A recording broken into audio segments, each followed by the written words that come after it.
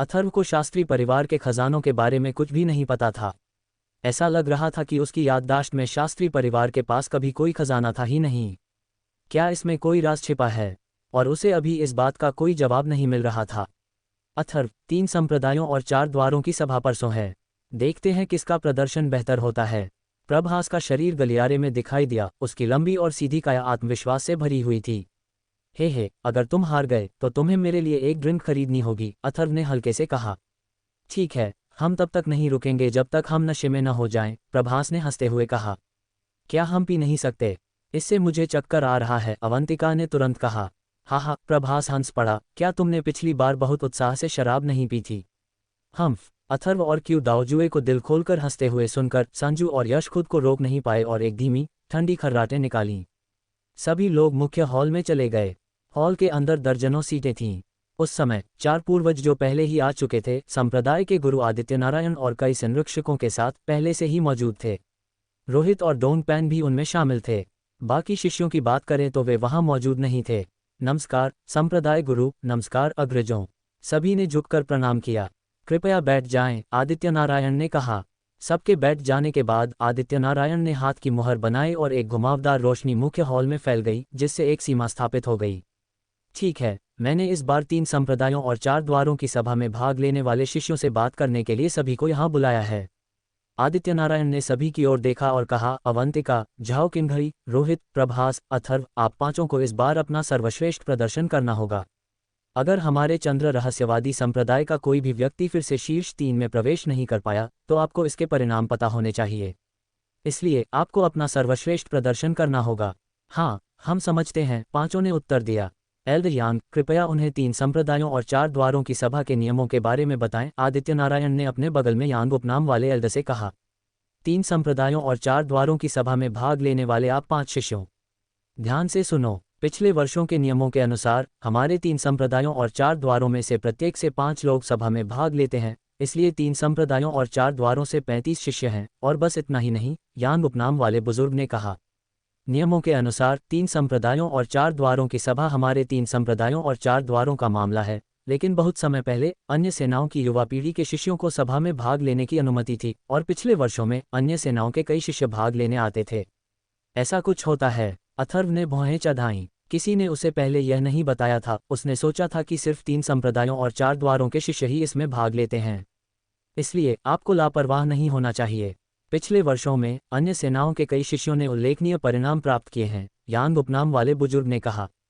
3 संप्रदायों और 4 द्वारों की सभा में भाग लेने वाले 5 शिष्यों को देखते हुए यांग उपनाम वाले ज्येष्ठ ने आगे कहा, 3 संप्रदायों और 4 द्वारों की सभा में बड़ी संख्या में प्रतिभागी होते हैं, इसलिए निष्पक्षता के लिए ये कुल 6 दिनों तक चलेगा। अगर कुछ लोग बाहर नहीं होते हैं तो हर दिन एक मुकाबला होगा। अगर आप अपने प्रतिद्वंद्वी को हरा देते हैं तो आप जीत जाते हैं, अगर आप हार जाते हैं तो आप बाहर हो जाते हैं। अगर आप में से कोई भी शीर्ष 5 में हार जाता है तो संप्रदाय को आपके लिए गहन स्तर के युद्ध कौशल का एक सेट खोना होगा। क्या इसमें भी दांव लगते हैं? अथर्व पूछे बिना नहीं रह सका। ये सही है, यांग उपनाम वाले बुजुर्ग ने थोड़ा मुस्कुराते हुए पूछा। यदि 3 संप्रदायों और 4 द्वारों की सभा में भाग लेने वाला कोई भी शिष्य शीर्ष 5 में से हार जाता है तो उसे प्रतिद्वंद्वी के हाथों निम्न श्रेणी के गहन स्तर के मार्शल कौशल का एक स्क्रॉल खोना होगा। यदि आप बदकिस्मत हैं और किसी आत्मा गुरु से हार जाते हैं तो संप्रदाय को आपके लिए निम्न श्रेणी के गहन स्तर के आध्यात्मिक कौशल का एक सेट खोना होगा। ये भी 3 संप्रदायों और 4 द्वारों की सभा से चला आ रहा एक नियम है। इसी तरह यदि आप जीतते हैं तो आप निम्न श्रेणी के गहन स्तर के मार्शल कौशल का एक स्क्रॉल जीत सकते हैं। जहां तक 3 संप्रदायों और 4 द्वारों के बाहर की सेनाओं का सवाल है, यदि वे सभा में भाग लेने के लिए पंजीकरण कराते हैं तो यह वही है, भाग लेने के लिए निम्न श्रेणी के गहन स्तर के मार्शल कौशल का एक स्क्रॉल जमा करें। यदि वे हार जाते हैं तो मार्शल कौशल चला जाता है। यदि वे जीत जाते हैं तो वे निम्न श्रेणी के गहन स्तर के मार्शल कौशल का एक सेट भी जीत सकते हैं। एल्डर यांग, क्या निम्न श्रेणी का गहन स्तर का मार्शल कौशल संप्रदाय का होता है या स्वयं का? अथर्व तुरंत हंस पड़ा। ये दिलचस्प होता जा रहा था। निम्न श्रेणी का गहन स्तर का मार्शल कौशल सस्ता नहीं था। ये तुम्हारे हैं। संप्रदाय तुम्हारे जीते हुए मार्शल कौशल नहीं लेगा। अगर तुम में शीर्ष 5 में प्रवेश करने की क्षमता है तो तुम गहन स्तर के मार्शल कौशल के 3 सेट जीत सकते हो। अगर तुम में ये क्षमता नहीं है तो तुम संप्रदाय को भी तुम्हारे लिए निम्न श्रेणी के गहन स्तर के मार्शल कौशल का एक सेट गंवाकर फंसा दोगे, यूं आदित्यनारायण ने कहा। उसकी नज़र जानबूझकर या अनजाने में अथर्व पर पड़ी। फिर उसने आगे कहा, 3 संप्रदायों और 4 द्वारों की सभा के नियमों के अनुसार अगर तुम में से किसी में भी प्रथम स्थान प्राप्त करने की क्षमता है तो तुम 3 संप्रदायों और 4 द्वारों के अन्य 6 पर्वतीय द्वारों में से प्रत्येक से निम्न श्रेणी के गहन स्तर के मार्शल कौशल का एक सेट, साथ ही 3 उच्च श्रेणी की 5वीं श्रेणी की गोलियां प्राप्त कर सकते हो। दूसरे शब्दों में, अगर तुम में से कोई प्रथम स्थान प्राप्त कर लेता है तो तुम निम्न श्रेणी के गहन स्तर के मार्शल कौशल के कुल 10 सेट और 18 उच्च श्रेणी की 5वीं श्रेणी की गोलियां प्राप्त कर सकते हो। निम्न श्रेणी के गहन स्तर के 10 मार्शल कौशल और 18 उच्च श्रेणी की 5वीं श्रेणी की गोलियां। इस क्षण अथर्व की सांसें थम सी गईं। ये बिल्कुल आश्चर्यजनक था। निम्न श्रेणी के गहन स्तर के मार्शल कौशल का एक सेट पहले से ही अमूल्य था, और जहां तक उच्च श्रेणी की 5वीं श्रेणी की गोलियों की बात है तो उनका मूल्य भी 10-10 लाख स्वर्ण मुद्राओं से अधिक था। इसे जोड़कर ये सचमुच अविश्वसनीय था। संप्रदाय गुरु, क्या दूसरे और तीसरे स्थान के लिए भी कोई है? अथर्व ने पूछा। नहीं, केवल प्रथम स्थान पाने वाले को ही पुरस्कार मिलता है। ये तो शिष्यों के लिए एक पुरस्कार है।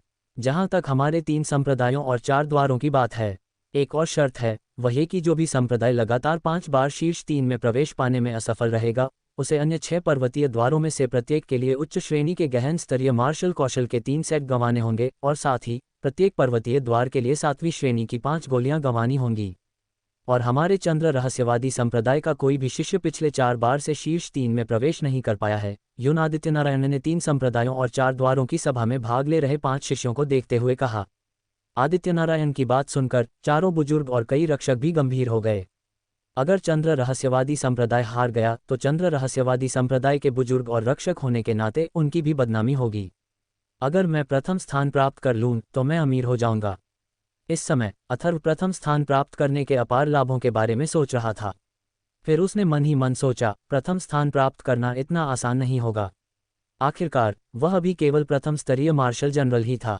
अथर्व ने मन ही मन सोचा, अगर उसने 3 साल पहले या 2 साल भी पहले साधना की होती तो उसकी वर्तमान शक्ति प्रथम स्तरीय मार्शल जनरल से कहीं ज्यादा होती। बस उसने बहुत देर से शुरुआत की थी। इन 3 संप्रदायों और 4 द्वारों के सभी शिष्यों को छोटी उम्र से ही प्रशिक्षित किया गया था। उसने तो सिर्फ 3 साल ही साधना की थी। प्रथम स्थान प्राप्त करना कितना कठिन होगा। ठीक है, मैं तुम्हें 3 संप्रदायों और 4 द्वारों की सभा के नियमों के बारे में बताता रहूंगा। ये परसों शुरू होगी, इसलिए ध्यान रखना। आदित्यनारायण के संकेत पर यांगुप नाम वाले बुजुर्ग ने फिर कहा, ये सभा कुल 6 दिनों तक चलेगी। पिछली 3 संप्रदायों और 4 द्वारों की सभाओं में भाग लेने वालों की संख्या के आधार पर इसमें कुल 50 से 60 लोग भाग लेंगे। हमारे 3 संप्रदायों और 4 द्वारों के शिष्यों के अलावा अन्य प्रमुख सेनाओं से लगभग 1 दर्जन लोग भाग लेंगे, और उनमें से कुछ प्राचीन क्षेत्र और मुयुन शहर की सेनाओं से भी हैं। उनकी प्रतिभा और शक्ति तुमसे कम नहीं होगी, इसलिए तुम्हें लापरवाही नहीं करनी चाहिए। यांगुप नाम वाले एक बुजुर्ग के कथन के अनुसार अथर्व को पता चला कि 3 संप्रदायों और 4 द्वारों की सभा कुल 6 दिनों तक चलती है। पहले दिन मुकाबलों के लिए लॉटरी का पहला दौर होता और प्रतिभागियों की संख्या आधी कर दी जाती। सभा में 50 से 60 प्रतिभागियों की संख्या के आधार पर तब तक लगभग 20 से 30 लोग ही बचते। दूसरे दिन लॉटरी और मुकाबलों का सिलसिला जारी रहता और केवल 1 दर्जन से कुछ ज्यादा लोग ही बचते। तीसरे दिन भी यही होता और तब तक 10 से भी कम लोग बचते। चौथे दिन लॉटरी और मुकाबलों का सिलसिला जारी रहता और चाहे कितने भी लोग हों, 5वें दिन प्रतियोगिता में प्रवेश करने के लिए केवल 3 लोग ही बचते। ये 3 लोग सभा में भी शीर्ष 3 होते। इन 4 दिनों के दौरान प्रत्येक व्यक्ति को मूलतः केवल एक ही मुकाबला करना होता था। ये निष्पक्षता के लिए था। यदि एक ही दिन में कई मुकाबले होते तो उपभोग नहीं हो पाता। समान शक्ति स्तर वालों के बीच पहले से मुकाबला कर चुके मार्शल कलाकार के लिए उसी स्तर के किसी ऐसे मार्शल कलाकार के विरुद्ध प्रतिस्पर्धा करना बहुत नुकसानदेह होता जिसने अभी तक कोई उपभोग नहीं किया है। 5वें दिन 3 में से 2 लोगों को प्रतियोगिता के लिए चुना जाएगा और विजेता छठे दिन पहले स्थान के लिए शेष एक व्यक्ति के साथ प्रतिस्पर्धा करेगा। प्रथम स्थान प्राप्त करने वाले को प्रमुख पर्वतीय द्वारों द्वारा प्रदान किए गए निम्न श्रेणी के गहन स्तर के युद्ध कौशल का एक सेट और 5 उच्च श्रेणी की 5 गोलियां भी मिल सकती हैं। ये जानने के बाद आदित्यनारायण ने 5 को फिर से ज्यादा ध्यान देने का निर्देश दिया।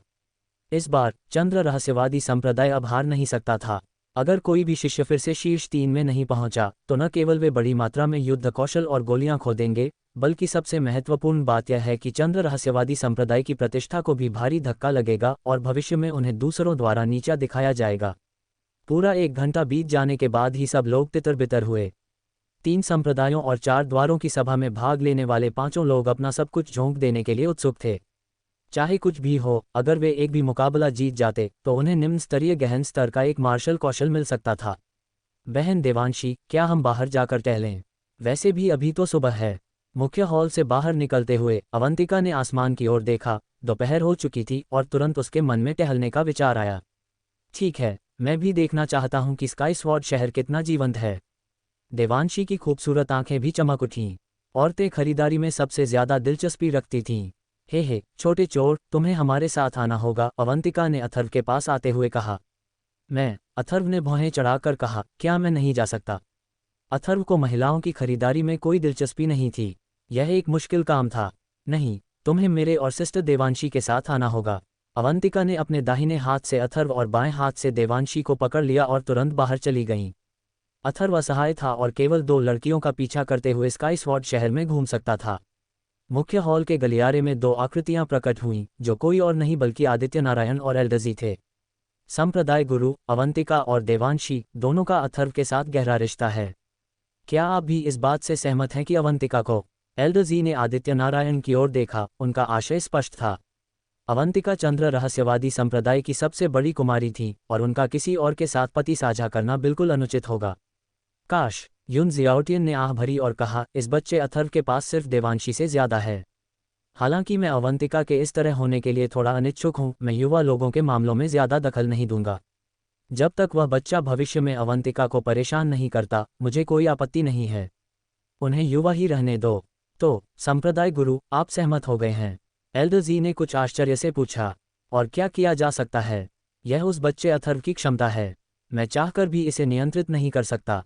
अवंतिका को चंद्र रहस्यवादी संप्रदाय के किसी भी युवा शिष्य में कोई दिलचस्पी नहीं है। मैं कुछ नहीं कर सकता। आदित्य नारायण मंद मंद मुस्कुराया, उसकी आंखों में एक सूक्ष्म, मुश्किल से समझ आने वाला गहरा अर्थ चमक रहा था।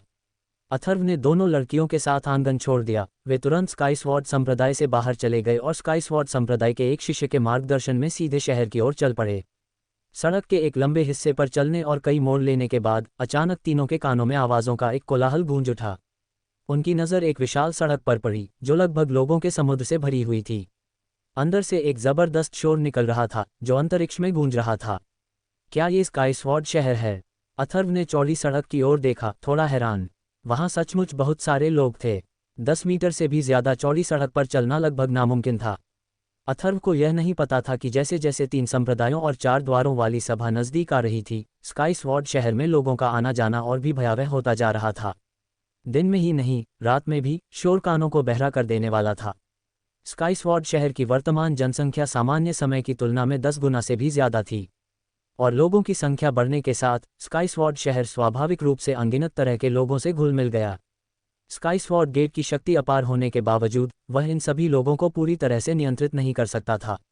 बेशक, ये सभी लोग स्काई स्वॉर्ड गेट को भड़काने की हिम्मत नहीं कर पाए। और इस समय अथर्व ने स्काई स्वॉर्ड शहर की लोकप्रियता भी देखी। हर तरफ लोग थे। सड़क के दोनों ओर अनगिनत दुकानें थीं और किनारे पर कई व्यापारी अपनी दुकानें लगाए हुए थे। भीड़-भाड़ वाली भीड़ के बीच तरह तरह के कपड़े पहने कई लोग भी थे। देवांशी के अनुसार अजीबोगरीब कपड़े पहने ये लोग कुछ बर्बर, यहाँ तक कि अर्धजंगली भी थे, जिनसे खिलवाड़ नहीं किया जा सकता था। अगर उन्हें उकसाया जाए तो वे किसी भी क्षण मौत से लड़ने को तैयार थे। उन दोनों लड़कियों का पीछा करते हुए तीनों मुख्य सड़क पर पहुंची और फिर अपनी गति धीमी करते हुए भीड़-भाड़ वाली सड़क पर आराम से टहलने लगीं। जैसे ही दोनों लड़कियां, खासकर अवंतिका, सड़क पर पहुंची, वे हर चीज में उत्सुक दिखाई देने लगीं और लगातार दुकानों और स्टॉलों के बीच दौड़ती रहीं। कभी कभी जब उन्हें कोई नई चीज दिखती तो वे उसे बिना किसी परवाह के तुरंत खरीद लेतीं। दोनों लड़कियों के साथ खरीदारी की यात्रा पर अथर्व पूरे स्काई स्वॉर्ड शहर को देख रहा था। इमारतों के समूह अंतहीन रूप से फैले हुए थे। ये स्काई स्वॉर्ड शहर प्राचीन क्षेत्र के भूतिया मार्शल शहर से भी कहीं बड़ा था, लगभग असीम। इतने बड़े शहर को देखकर अथर्व की आंखों में प्रशंसा की एक झलक उभर आई। शायद इसलिए कि यह स्काई स्वॉर्ड गेट था। अथर्व ने कई दुकानें भी देखी जो सीधे तलवार हथियार बेचकर जीविका चलाती थीं, और भीड़ के बीच लंबी तलवारें ले जाने वाले मार्शल कलाकार बहुमत में थे। कभी कभी कुछ स्काई स्वॉर्ड गेट के शिष्य भी कवच पहने सड़कों पर गश्त करते हुए दिखाई देते थे, जिनमें से प्रत्येक अपनी पीठ पर एक लंबी तलवार लटकाए हुए था। मुख्य सड़क पर सड़कें मकड़ी के जाले की तरह जुड़ी हुई थीं और उनका विशाल आकार अद्भुत था। करीब से निरीक्षण करने पर अथर्व ने पाया कि स्काई स्वॉर्ड शहर की इमारतों में इस्तेमाल की गई सामग्री एक दुर्लभ प्रकार की चट्टान थी। ये चट्टान अविश्वसनीय रूप से कठोर थी, जिसे तोड़ना किसी साधारण मार्शल मास्टर के लिए भी मुश्किल था। यहाँ तक कि ज़मीन पर फर्श बिछाने वाले पत्थर भी इसी चट्टान से बने थे। हालांकि यह चट्टान कोई खास कीमती नहीं थी, फिर भी पूरे शहर में इसका होना कोई छोटी बात नहीं थी। इतनी बड़ी मात्रा में इस चट्टानी सामग्री को ढूंढना निश्चित रूप से कोई आसान काम नहीं था। प्रशंसा करते हुए अथर्व ने यह भी देखा कि लोगों के इस समूह में सचमुच हर तरह के लोग थे, जो काफ़ी अव्यवस्थित लग रहे थे। उनमें से कईयों में अच्छी ताकत थी और भीड़ में कई मार्शल स्पिरिट क्षेत्र के साधक और स्पिरिट मास्टर्स भी शामिल थे। स्काई स्वॉर्ड गेट के शिष्यों को कभी कभार सड़कों पर गश्त लगाते देखकर अथर्व ने भौहें चढ़ाईं। हर तरह के लोगों के साथ स्काई स्वॉर्ड शहर में हाल ही में बहुत शांति नहीं रही होगी। हालांकि स्काई स्वॉर्ड गेट की शक्ति बहुत प्रबल थी, फिर भी वह सभी तरह के लोगों को दबा नहीं सकती थी। जहां लोग होंगे वहां अराजकता होगी ही, ठीक वैसे ही जैसे जहां प्रकाश होगा वहां अंधकार भी होगा। हर तरह के लोगों के साथ मिलकर अराजकता का न होना मुश्किल है। हालांकि अथर्व को इस समय इसकी कोई परवाह नहीं थी। प्राचीन क्षेत्र भी बहुत अव्यवस्थित था और उसे अराजकता बहुत पसंद थी। उसे डर था कि स्काई स्वॉर्ड शहर चाहे कितना भी अव्यवस्थित क्यों न हो, स्काई स्वॉर्ड द्वार के दबाव में वह ज़्यादा अव्यवस्थित नहीं हो सकता। प्राचीन क्षेत्र सचमुच अराजक था, जहां कोई नियम नहीं थे और सब कुछ ताकत पर आधारित था। उसका लक्ष्य अभी भी प्राचीन क्षेत्र ही था और वह केवल प्राचीन क्षेत्र के लिए ही उपयुक्त था। इस समय दोनों लड़कियां जिन चीज़ों के बारे में सोच रही थीं, वे स्वाभाविक रूप से अथर्व से बिल्कुल अलग थीं। वे हर जगह दौड़ रही थीं, हर चीज़ को देखने के लिए उत्सुक। और इस समय दोनों लड़कियां भी अनगिनत निगाहों को अपनी ओर आकर्षित कर रही थीं। दोनों ही बेहद खूबसूरत और मनमोहक थीं। देवांशी शालीन और कुलीन थीं, जबकि अवंतिका आकर्षक और आकर्षक थीं। गली में ऐसी कितनी औरतें होंगी। उनकी तुलना गली की आम बदचलन औरतों से तो बिल्कुल नहीं की जा सकती थी। एक पल बाद अपनी ओर घूरती निगाहों को महसूस करते हुए देवांशी के चेहरे पर नाखुशी छा गई। उसकी निगाहें धुंधली पड़ गईं और आसपास के माहौल पर एक ठंडी सी छा गई, जिससे कई लोगों की नज़रें उस पर टिकने से कतराने लगीं। अथर्व, अवंतिका, चलो दूसरी गली में चलते हैं, देवांशी ने धीरे से कहा, चारों ओर से नज़रें भांपते हुए। अब वह इस गली में टहलना नहीं चाहती थी। ठीक है, अथर्व ने हल्के से व्यंग्यात्मक मुस्कान के साथ धीरे से कहा। उसने भी दोनों लड़कियों की तरफ कई निगाहें महसूस कीं। वह कुछ नहीं कर सकता था। इन दोनों लड़कियों को इतनी खूबसूरत और मनमोहक किसने कहा? एक खूबसूरत लड़की के मुसीबत में पड़ने का क्या मतलब था? ये दोनों लड़कियां तो बिल्कुल योग्य थीं। अवंतिका ने ध्यान ही नहीं दिया कि बहुत से लोग उसकी ओर देख रहे थे। वह बस इधर उधर देखने में व्यस्त थी और जब उसने देखा कि वे दोनों दूसरी गली में जा रहे हैं तो उसे कोई आपत्ति नहीं हुई। तीनों के दूसरी गली में चले जाने के बाद भी वहां लोगों का सैलाब उमड़ पड़ा था। सड़क पर लोगों की लंबी कतारें लगी हुई थीं। शोरगुल, चीख पुकार और बातचीत एक दूसरे में मिल रही थी और फैल रही थी। ध्वनि तरंगें एक के बाद एक उठ रही थीं। तीनों सड़क पर टहल रही थीं। तभी दोनों लड़कियों ने एक कपड़ों की दुकान देखी और तुरंत अंदर भाग गईं। हालांकि अथर्व को इन चीज़ों में कोई दिलचस्पी नहीं थी, इसलिए वह बगल वाली एक दुकान पर चला गया जहां हथियार और गोलियां बिकती थीं। ये दुकान काफ़ी बड़ी थी, कई 100 मीटर तक फैली हुई, और अंदर का सामान अपेक्षाकृत पूरा था। गोलियां, औषधीय जड़ी बूटियां, हथियार, शोधन सामग्री और युद्ध कौशल, सब कुछ बिक्री के लिए था। एक विस्तृत विविधता, सचमुच चकाचौंध कर देने वाली। औषधीय जड़ी बूटियों वाले इलाके में अथर्व ने एक 7 पत्ती वाली घास देखी। ये कुछ खास गोलियों को परिष्कृत करने के लिए एक दुर्लभ सामग्री थी। अथर्व ने तुरंत 7 पत्ती वाली घास खरीद ली। तैयार रहना ही बेहतर था, अगली बार उसे इसकी ज़रूरत पड़ सकती है। इस 7 पत्तों वाली घास की कीमत कोई मामूली नहीं थी, पूरे 90,000 स्वर्ण मुद्राएं।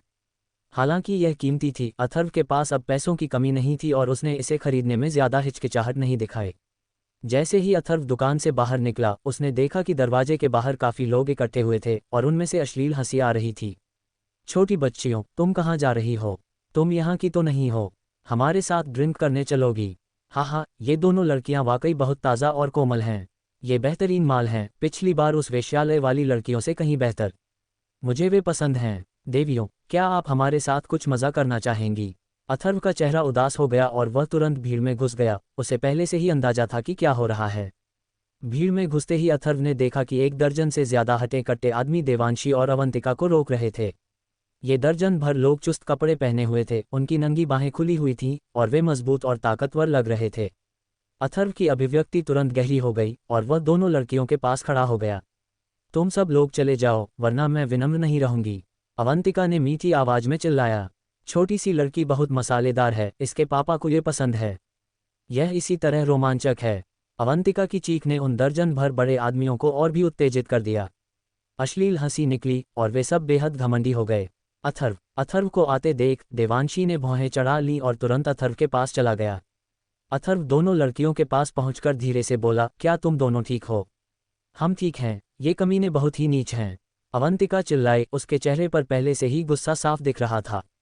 इस समय दर्शकों की भीड़ बढ़ती ही जा रही थी। जहां भी लोग होते हैं वहां तमाशा देखने का आनंद लेने वाले लोग तो होते ही हैं।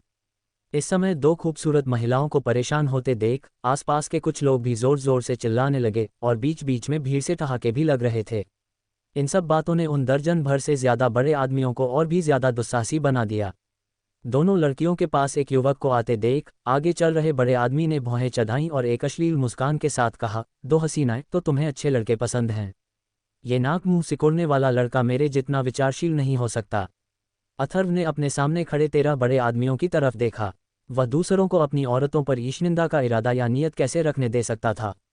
उसकी आंखें ठंडी हो गईं और उसने ठंडे स्वर में कहा, एक एक आंख निकाल लेने के बाद दफा हो जाओ। ये 13 बड़े आदमी तुरंत दंग रह गए और आसपास के दर्शक भी आश्चर्यचकित थे। अथर्व के स्वर और साहस से चकित थे। हा, जैसे ही 13 बड़े आदमी अवाक रह गए वे एक दूसरे की तरफ देखने लगे और जोर से हंस पड़े। अभी अभी बोलने वाला बड़ा आदमी जो नेता लग रहा था अपनी मजबूत बांह हिलाते हुए बोला, अरे ना समझ, तूने गलत बात कही।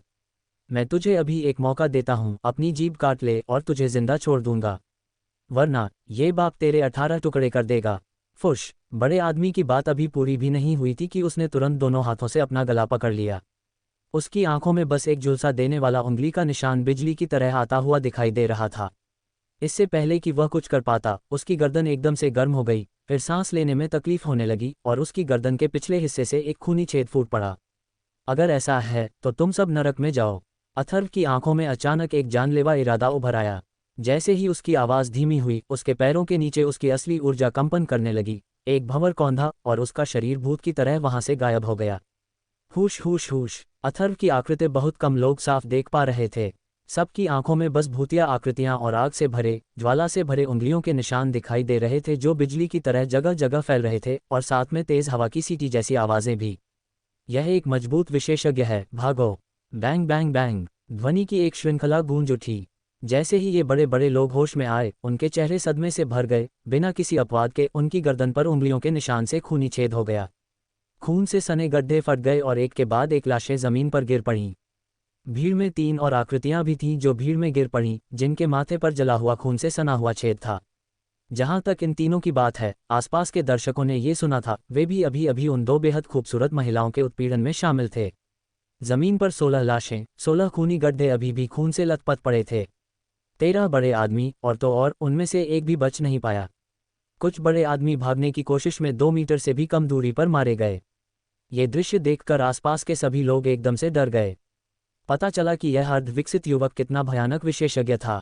पलक झपकते ही 16 लोग मारे गए। तुमने तो मौत मांगी थी। अवंतिका ने एक ठंडी सिसकारी भरी और एक लंबा कोड़ा तुरंत उसके हाथ में आ गया। अचानक कोड़े की परछाई ऐसे फड़की जैसे कोई आध्यात्मिक सांप अपने बिल से बाहर निकल रहा हो। Crack crack crack. ध्वनि की एक श्रृंखला गूंज उठी और तुरंत ही कई सिर उनके शरीर से अलग हो गए तथा ताज़ा रक्त की धारा पूरी जमीन पर बहने लगी। हिस। आसपास के सभी लोग अवाक रह गए। पता चला कि यह बेहद खूबसूरत लड़की कितनी निर्दयी थी। ये दर्जन भर लोग भी आज बदकिस्मत थे, उन्होंने ही इन 2 शैतानों को उकसाया था। ठीक है अवंतिका, अपने हाथ गंदे मत करना। अथर्व ने अपनी असली ऊर्जा वापस खींची और यूं अवंतिका से हल्के से कहा। जमीन पर पड़े शवों को देखते हुए उसने हल्की सांस छोड़ी। उसके चेहरे पर उदासीनता थी। पहले स्तर पर 2 मार्शल सोल, दूसरे स्तर पर 1 मार्शल सोल और 1 दर्जन मार्शल मास्टर्स। इस स्तर की ताकत से उसे बिना किसी कठिनाई के मारना पहले से ही आसान था। अगर मैं चंद्र रहस्यवादी संप्रदाय में होती तो मैं अपना गुस्सा निकालने के लिए उनकी 9 पीढ़ियों को जरूर खत्म कर देती। अवंतिका ने अपना लंबा कोड़ा हटा दिया और गुस्से से कहा, ठीक है अवंतिका, लोग मर चुके हैं, चलो जाने दो, नाराज मत हो। देवांशी ने हल्की सी मुस्कान दी, भौहें चढ़ा लीं। उसे इन लोगों को मारने में कोई दया नहीं आ रही थी, लेकिन खून की गंध से वह असहज हो गई। इस दृश्य को देखकर जो लोग मूल रूप से लालच से 2 महिलाओं को घूर रहे थे, उन्होंने तुरंत अपनी निगाहें दूसरी ओर मोड़ लीं। उनके दिल ठंड से भर गए। अब दोनों महिलाओं को फिर से देखने की हिम्मत नहीं हुई। उन्हें डर था कि ये दृश्य खुद पर दिखाई देगा। 3 संप्रदायों और 4 द्वारों की सभा के दौरान यहाँ कौन उपद्रव मचा रहा है? ठीक इसी समय भीड़ ने स्वतः ही रास्ता बना लिया। कवच पहने और पीठ पर लंबी तलवारें लिए स्काई स्वॉर्ड संप्रदाय के 20 से ज्यादा अनुयायी गुस्से से अंदर आए, जमीन पर पड़े शवों को देखते हुए और फिर अथर्व और उन 2 महिलाओं को देखते हुए। क्या इन लोगों को तुम तीनों ने मारा था? स्काई स्वॉर्ड संप्रदाय का एक प्रमुख शिष्य अथर्व और उन दोनों महिलाओं के पास गया। उसे लगा कि तीनों का व्यवहार असाधारण था और वे कोई साधारण लोग नहीं थे, इसलिए उसने भौहें चढ़ाईं और उसका व्यवहार थोड़ा सुधर गया।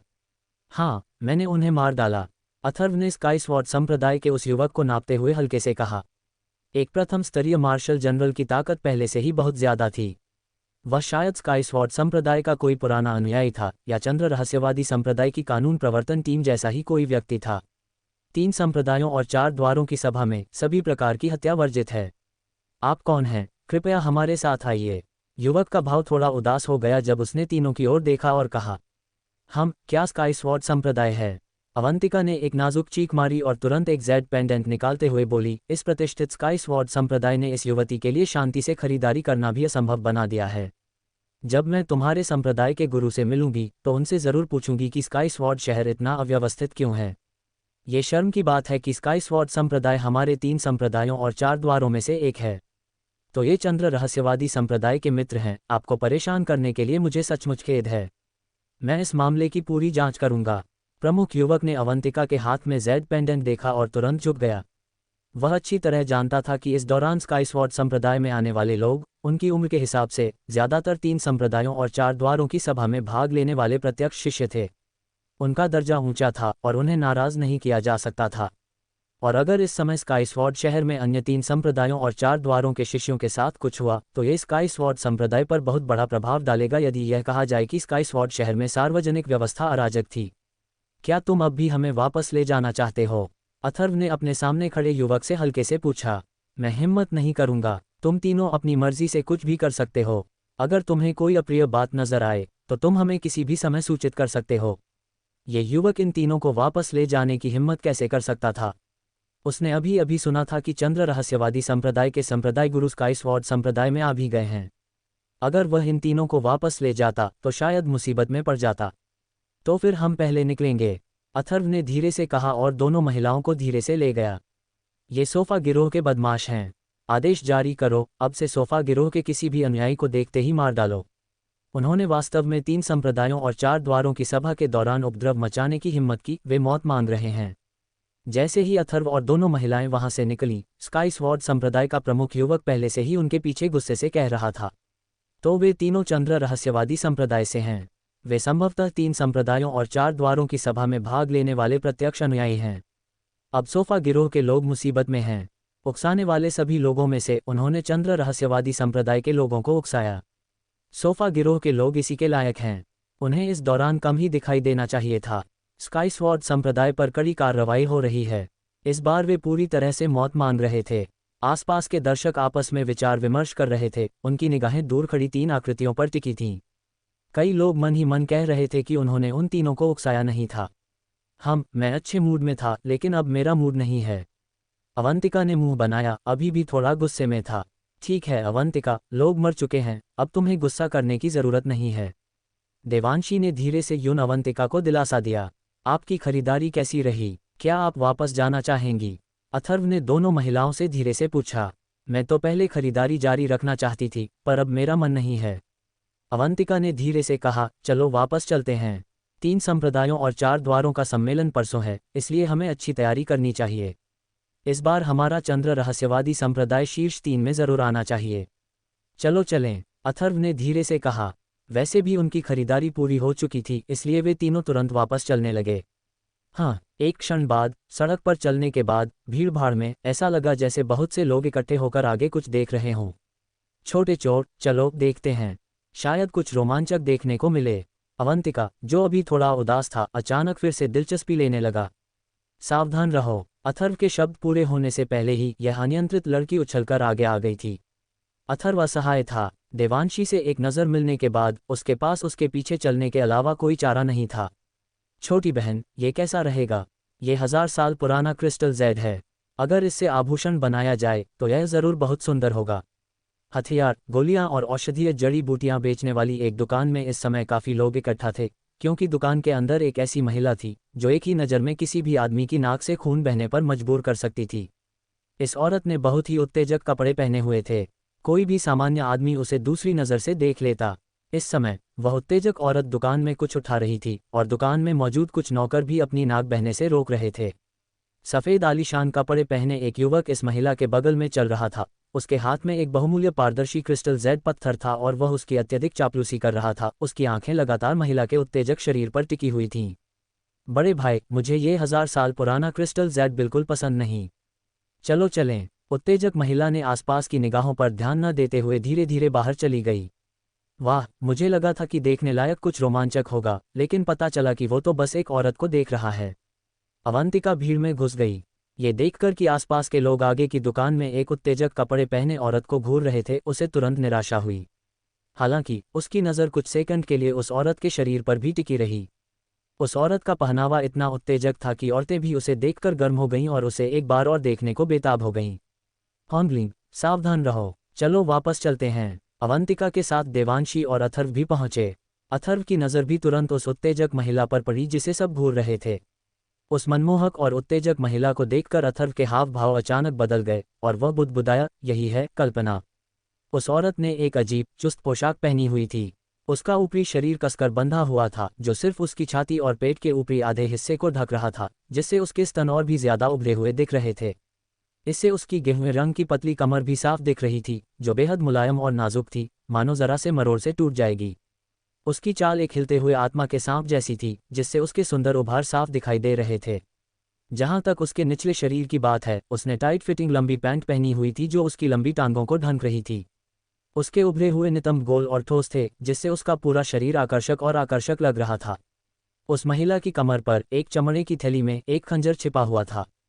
इससे उस महिला का आभास और भी बढ़ गया था, मानो जंगल में कोई मादा भेड़िया हो। इस आकर्षक महिला को देखकर अथर्व ने उसे तुरंत पहचान लिया। ये कल्पना थी, जिससे उसकी मुलाकात मिस्ट कैपिटल पर्वत श्रृंखला में हुई थी। इस समय कल्पना ने अपनी खूबसूरत आंखें उठाईं और अथर्व की ओर भी देखा। हरे रंग के लबादे में दृढ़ चेहरे और मुंह के कोने पर एक आलसी मुस्कान लिए उस युवक को देखकर कल्पना के हाव भाव अचानक बहुत बदल गए। उनकी नज़रें अचानक मिलीं और उस पल मानो समय थमसा गया। दोनों एक दूसरे को गौर से देखने लगे। इस पल अथर्व के दिल में ये याद करते हुए कि कैसे मिस्ट कैपिटल पर्वत श्रृंखला में इस महिला ने उसे लगभग धोखा दे दिया था, उसका गुस्सा उमड़ पड़ा। देवांशी और अवंतिका पहले तो जाने की योजना बना रहे थे। तभी अथर्व की नज़र की दिशा में देखते हुए उन्हें यह देखकर आश्चर्य हुआ कि अथर्व की नज़र उस आकर्षक महिला पर टिकी थी। अवंतिका ने तुरंत अपना छोटा सा मुंह बनाया। बहुत दिनों बाद मिले, मुझे आज तुमसे मिलने की उम्मीद नहीं थी। तभी कल्पना के हाव भाव थोड़े बदल गए और वह धीरे धीरे अथर्व के पास पहुंच गई। हालांकि उसकी नज़र अथर्व के बगल में देवांशी और अवंतिका पर ही टिकी रही। दोनों महिलाओं की खूबसूरती देखकर उसकी आंखों में आश्चर्य की एक झलक दिखाई दी। बहुत समय हो गया है और इसके लिए मैं तुम्हारा शुक्रिया अदा करता हूँ, अथर्व ने हल्के से कहा। अथर्व ऐसे इंसान नहीं थे जो अपने चेहरे पर गुस्सा दिखाते, इसलिए इस समय उनके हाव भाव में ज्यादा बदलाव नहीं आया।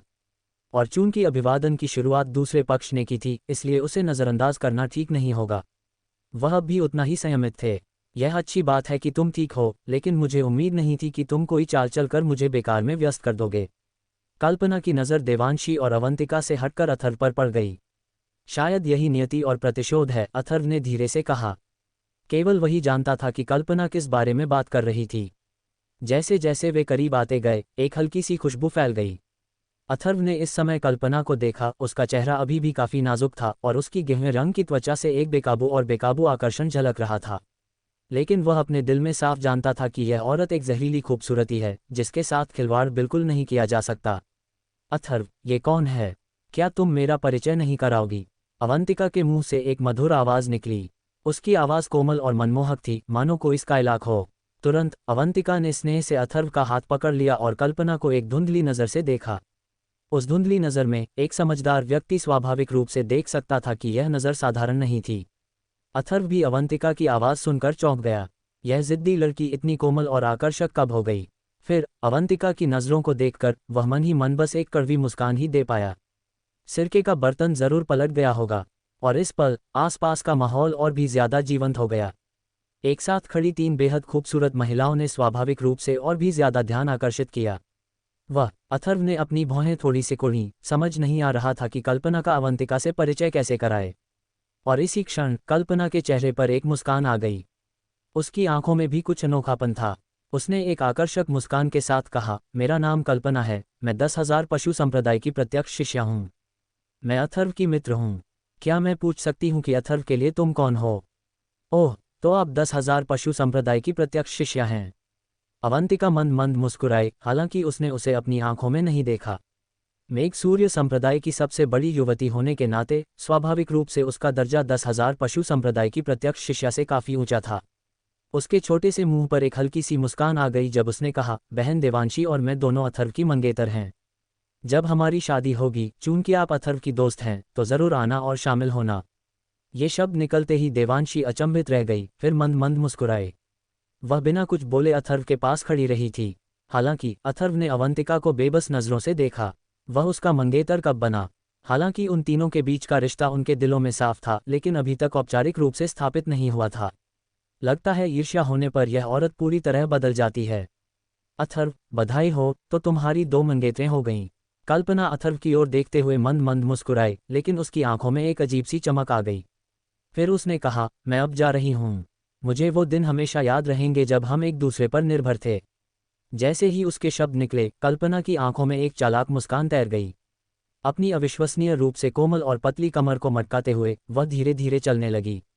हम बच्चे, मेरी छोटी बहन से तुम्हारा क्या रिश्ता है? लेकिन तभी कल्पना के पीछे खड़ा सफेद वस्त्रधारी युवक, जिसे अथर्व बहुत पहले से ही अप्रिय लगती थी, आगे बढ़ा और बोला। उसकी नज़र अवंतिका और देवांशी पर भी पड़ी, लेकिन वह अनिच्छा से पीछे हट गया। शुरू से ही जब इस युवक ने कल्पना और अथर्व को धीरे धीरे बात करते देखा, तो उसके चेहरे पर बेहद अप्रिय भाव थे। उनकी बातें सुनकर उसे लग रहा था कि उनका रिश्ता काफी गहरा है, और इस पल उसका दिल बहुत दुखी था। वरिष्ठ भाई, अथर्व के साथ मेरा रिश्ता अब पुराना हो चुका है, चलो चलते हैं, कल्पना ने अपना सिर घुमाया और धीरे से कहा। हालांकि उसकी खूबसूरत आंखों में जानबूझकर गहरा स्नेह और आकर्षण था जो अथर्व पर पड़ा। जूनियर सिस्टर, क्या इस लड़के ने आपको पहले भी परेशान किया है? अगर उसने किया है, तो मैं, आपका सीनियर भाई, उसे अच्छा सबक सिखाने में आपकी मदद करूंगा, सफेद वस्त्रधारी व्यक्ति ने तुरंत चिंता से कहा, लेकिन उसकी निगाहें अथर्व पर भयंकर रूप से टिकी थीं। अथर्व के चेहरे पर हल्की सी उदासी छा गई। कल्पना फिर से यही चाल चल रही है। मिस्ट कैपिटल पर्वत श्रृंखला में उसने जानबूझकर 10,000 जानवरों के संप्रदाय के एक युवक को ईर्ष्यालु बनाया था और फिर उसके हाथ से उसे मार डाला था। अब इस सफेद वस्त्रधारी युवक के साथ भी वह जानबूझकर वही कर रही है, उसे उकसाना चाहती है। अथर्व ने अपने हाव भाव संभाले और कोई जवाब नहीं दिया। वह ध्यान देने की जहमत नहीं उठा पा रहा था, लेकिन चूंकि अथर्व परेशान नहीं होना चाहती थी, इसलिए अवंतिका ने ऐसा नहीं सोचा। किसी को बदतमीजी से बोलते देखकर उसने तुरंत प्यार से कहा, तुम्हें लगता है कि तुम बस एक कदम उठा सकते हो? क्या मतलब है तुम्हारा? क्या तुम कोई चाल चलने की कोशिश कर रहे हो? सफेद वस्त्र पहने युवक का चेहरा तुरंत काला पड़ गया। वह अपनी छोटी बहन के सामने अपनी बेइज्जती नहीं चाहता था। उसने यूं होंगलिंग को एक धुंधली नज़र से देखा। अगर लड़ना है तो लड़ो, मैं तुमसे नहीं डरती। अवंतिका डरी नहीं। कहते हुए उसके चेहरे पर उदासी छा गई। हे, मेरे 10,000 जानवरों के संप्रदाय के सामने घमंडी। अगर ये तथ्य न होता कि तुम एक महिला हो, तो आज तुम मर चुकी होती, सफेद वस्त्र पहने युवक ने भयावह ठंड के साथ कहा। मैं, अवंतिका बोलने ही वाली थी कि अथर्व ने अवंतिका को पीछे खींच लिया। वह धीरे से आगे बढ़ा और बोला, मैं पहले तो तुमसे परेशान नहीं होना चाहता था, लेकिन मेरी औरत ऐसी नहीं है जिसके बारे में तुम लापरवाही से बात कर सको। अभी माफी मांग लो, अभी देर नहीं हुई है, वरना। अथर्व की आंखों में एक ठंडक सी झलक आई। उसने शुरू में इस व्यक्ति पर ध्यान देने की योजना नहीं बनाई थी, लेकिन अब जब उसकी महिला से बदतमीजी से बात की जा रही थी, तो बात अलग थी। वरना क्या, बेटा, हिम्मत हो तो फिर से कहना। सफेद वस्त्रधारी युवक का चेहरा तुरंत काला पड़ गया। अगर वह किसी औरत से लड़ता तो उसे लगता कि जीतने में कोई शान नहीं होती। अब उस हरे वस्त्रधारी युवक को, जिससे वह लंबे समय से नाराज था, आगे बढ़ते देखकर अचानक सब कुछ बदल गया।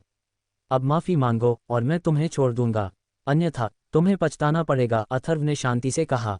हा, तुम क्या हो? इतनी घमंड से बोलने की हिम्मत कैसे हुई? सफेद वस्त्र पहने युवक ने ठंडी चीख मारी। उसकी आंखों की ठंडक अथर्व पर केंद्रित थी। उसके चेहरे का भाव अचानक अप्रिय हो गया। जैसे जैसे बहस आगे बढ़ी और भी लोग इकट्ठा होते गए, कई लोगों की नज़रें अथर्व और बाकी लोगों पर पड़ीं। इस दृश्य को देखने वाला हर कोई तुरंत अंदाजा लगा सकता था कि यह किसी महिला को लेकर हुई लड़ाई होगी। ऐसा लग रहा था कि बात मारपीट तक पहुंच जाएगी। एक ठंडी खर्राट निकली। जैसे ही सफ़ेद वस्त्रधारी युवक के शब्द निकले, उसी समय उसकी सच्चीची बाहर निकल आई। उसकी सच्चीची उसके हाथ में कंपन करने लगी, उसकी 5 उंगलियां मुड़ गईं और पंजे का एक निशान विकृत स्थान बनाकर बिजली की तरह अथर्व की ओर तेजी से निकला। एक अर्ध विकसित युवक, 10,000 पशु संप्रदाय का प्रत्यक्ष शिष्य होने के नाते उसने स्वाभाविक रूप से उसे अपनी नज़रों में नहीं रखा। अथर्व के चेहरे पर ठंडक छा गई। वह इस युवक की ताकत को पहले से ही जानता था। द्वितीय स्तर के मार्शल जनरल की साधना के कारण उसकी ताकत निश्चित रूप से असाधारण थी, जिससे पता चलता था कि 10,000 पशु संप्रदाय के अनुयायी कोई साधारण लोग नहीं थे। इस समय इस श्वेत वस्त्रधारी युवक के हमले का सामना करते हुए अथर्व के चेहरे पर शांति बनी रही। एक द्वितीय स्तर के मार्शल जनरल के रूप में उसे उस पर नज़र रखने की ज़रूरत थी। उसके हाथों की मुद्राएं अचानक बदल गईं। उसने अपनी एक उंगली मोड़कर उसे झटका और एक झुलसा देने वाली अग्निछाया उंगली अंतरिक्ष में चीरती हुई हवा का एक तेज झोंका लेकर बिजली की तरह उस पंजों के निशान की ओर बढ़ी जो सफ़ेद वस्त्रधारी युवक ने भेजे थे। और इस समय देवांशी और अवंतिका पहले ही तेजी से पीछे हट चुके थे। अथर्व ने एक कदम आगे बढ़ाया, लेकिन उन्हें कोई चिंता नहीं थी। यहाँ तक कि देवांशी के चेहरे पर भी इस समय कोई चिंता नहीं दिख रही थी। वह अच्छी तरह जानती थी कि अब जो अथर्व है वह शास्त्रीय परिवार वाली अथर्व नहीं रही जिसे कोई भी धमका सके। चीख! पंजे के निशान के नीचे सफ़ेद वस्त्रधारी युवक की सच्ची चीख कांप उठी और सीधे अथर्व की उंगली के निशान को अपने पंजे के निशान में फंसा लिया। लेकिन फिर उसके चेहरे का भाव अचानक बदल गया। उसके हाथ में पंजे के निशान के भीतर से अचानक एक बेहद भयानक बुखार फैल गया। पंजे के निशान से तुरंत सफ़ेद धुएं के गुबार उठे और एक तेज दर्द भी हुआ। एक पल में सफ़ेद वस्त्रधारी युवक का चेहरा पूरी तरह से उदास हो गया। उसने ठंडी सिसकारी भरी। इस सफ़ेद वस्त्रधारी युवक को उम्मीद नहीं थी कि उसके सामने वाला युवक इतना ताकतवर होगा। एक ही चाल ने उसे एक छिपी हुई हानि पहुंचा दी थी। लेकिन सौभाग्य से वह भी कोई साधारण व्यक्ति नहीं था और उसने सचमुच दांत पीसकर यह सब सहन कर लिया। लेकिन हार के बाद वह इसे कैसे जाने दे सकता था। उसके उदास चेहरे पर एक ठंडक दौड़ गई। लगभग उसी समय एक हथेली का निशान बाहर निकला और एक तेज ताड़ की हवा उसके सामने अथर्व की ओर जोर से थपथपाई। दूसरे दर्जे के मार्शल जनरल की ताकत के साथ वह किसी भी तरह कमज़ोर नहीं था। इस समय उसकी आक्रमण शक्ति अभी के पंजे के निशान से बिल्कुल अलग थी। प्रचंड शक्ति उमड़ पड़ी और आसपास मौजूद कई दर्शक तुरंत डर के मारे पीले पड़ गए और पीछे हट गए। अथर्व के चेहरे पर भी एक ठंडी चमक चमक उठी। उसके पैर सच्ची क्यूई से झिलमिला उठे और फ्लोटिंग लाइट स्वीपिंग शेडो गति तकनीक सक्रिय हो गई। उसके पैरों के नीचे का भंवर बवंडर में बदल गया और उसका आकार तुरंत अपनी मूल जगह से गायब हो गया। उसी समय उसकी हथेली उसकी आस्तीन से बाहर निकली। जैसे ही उसने एक हाथ की मुहर बनाई, उसके हाथ में एक पीली रोशनी चमक उठी। एक विशाल पृथ्वी गुण ऊर्जा ज्वार की लहर की तरह उमड़ी और तुरंत हथेली के निशान में इकट्ठा हो गई। सफ़ेद कपड़ों वाले युवक की हथेली का निशान हवा के तेज झोंके के साथ आया। पल भर में उसकी नज़र धुंधली हो गई और उसका चेहरा पूरी तरह बदल गया। तभी सफ़ेद कपड़ों वाले युवक ने अचानक एक आकृति को फिर से अपने सामने प्रकट होते देखा। एक पीले भूरे रंग का हथेली का निशान आकाश में ऊपर की ओर उड़ता हुआ तुरंत एक हथेली के निशान में बदल गया और जोरदार धमाके के साथ उसकी हथेली के निशान से टकराया।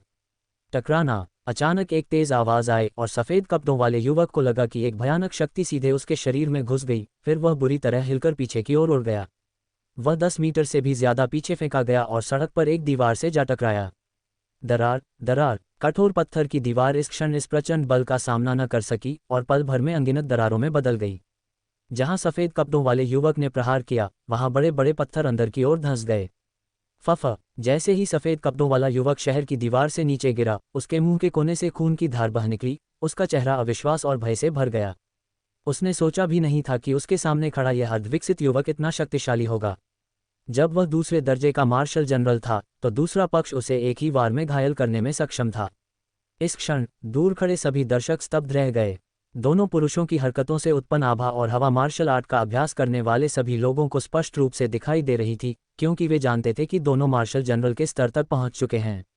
हालांकि उस हरे वस्त्रधारी युवक की शक्ति वास्तव में उस बिंदु तक पहुंच चुकी थी जहां वह एक ही वार में दूसरे पक्ष को उड़ा सकता था। ओह! कल्पना की खूबसूरत आंखें इस पल आश्चर्य से भर गईं। उसने शुरू में अथर्व की मौजूदा ताकत को परखने का इरादा किया था, लेकिन उसे उम्मीद नहीं थी कि वह इस स्तर तक पहुंच जाएगी। यह उसकी कल्पना से कहीं ज्यादा था और उसकी आंखों में तुरंत एक अजीब सा भाव उभर आया। चारों ओर सबकी निगाहें देखकर ऐसा लग रहा था कि सफ़ेद कपड़े पहने युवक को बहुत अपमान सहना पड़ा है, खासकर जब उसकी छोटी बहन बगल से ये सब देख रही थी।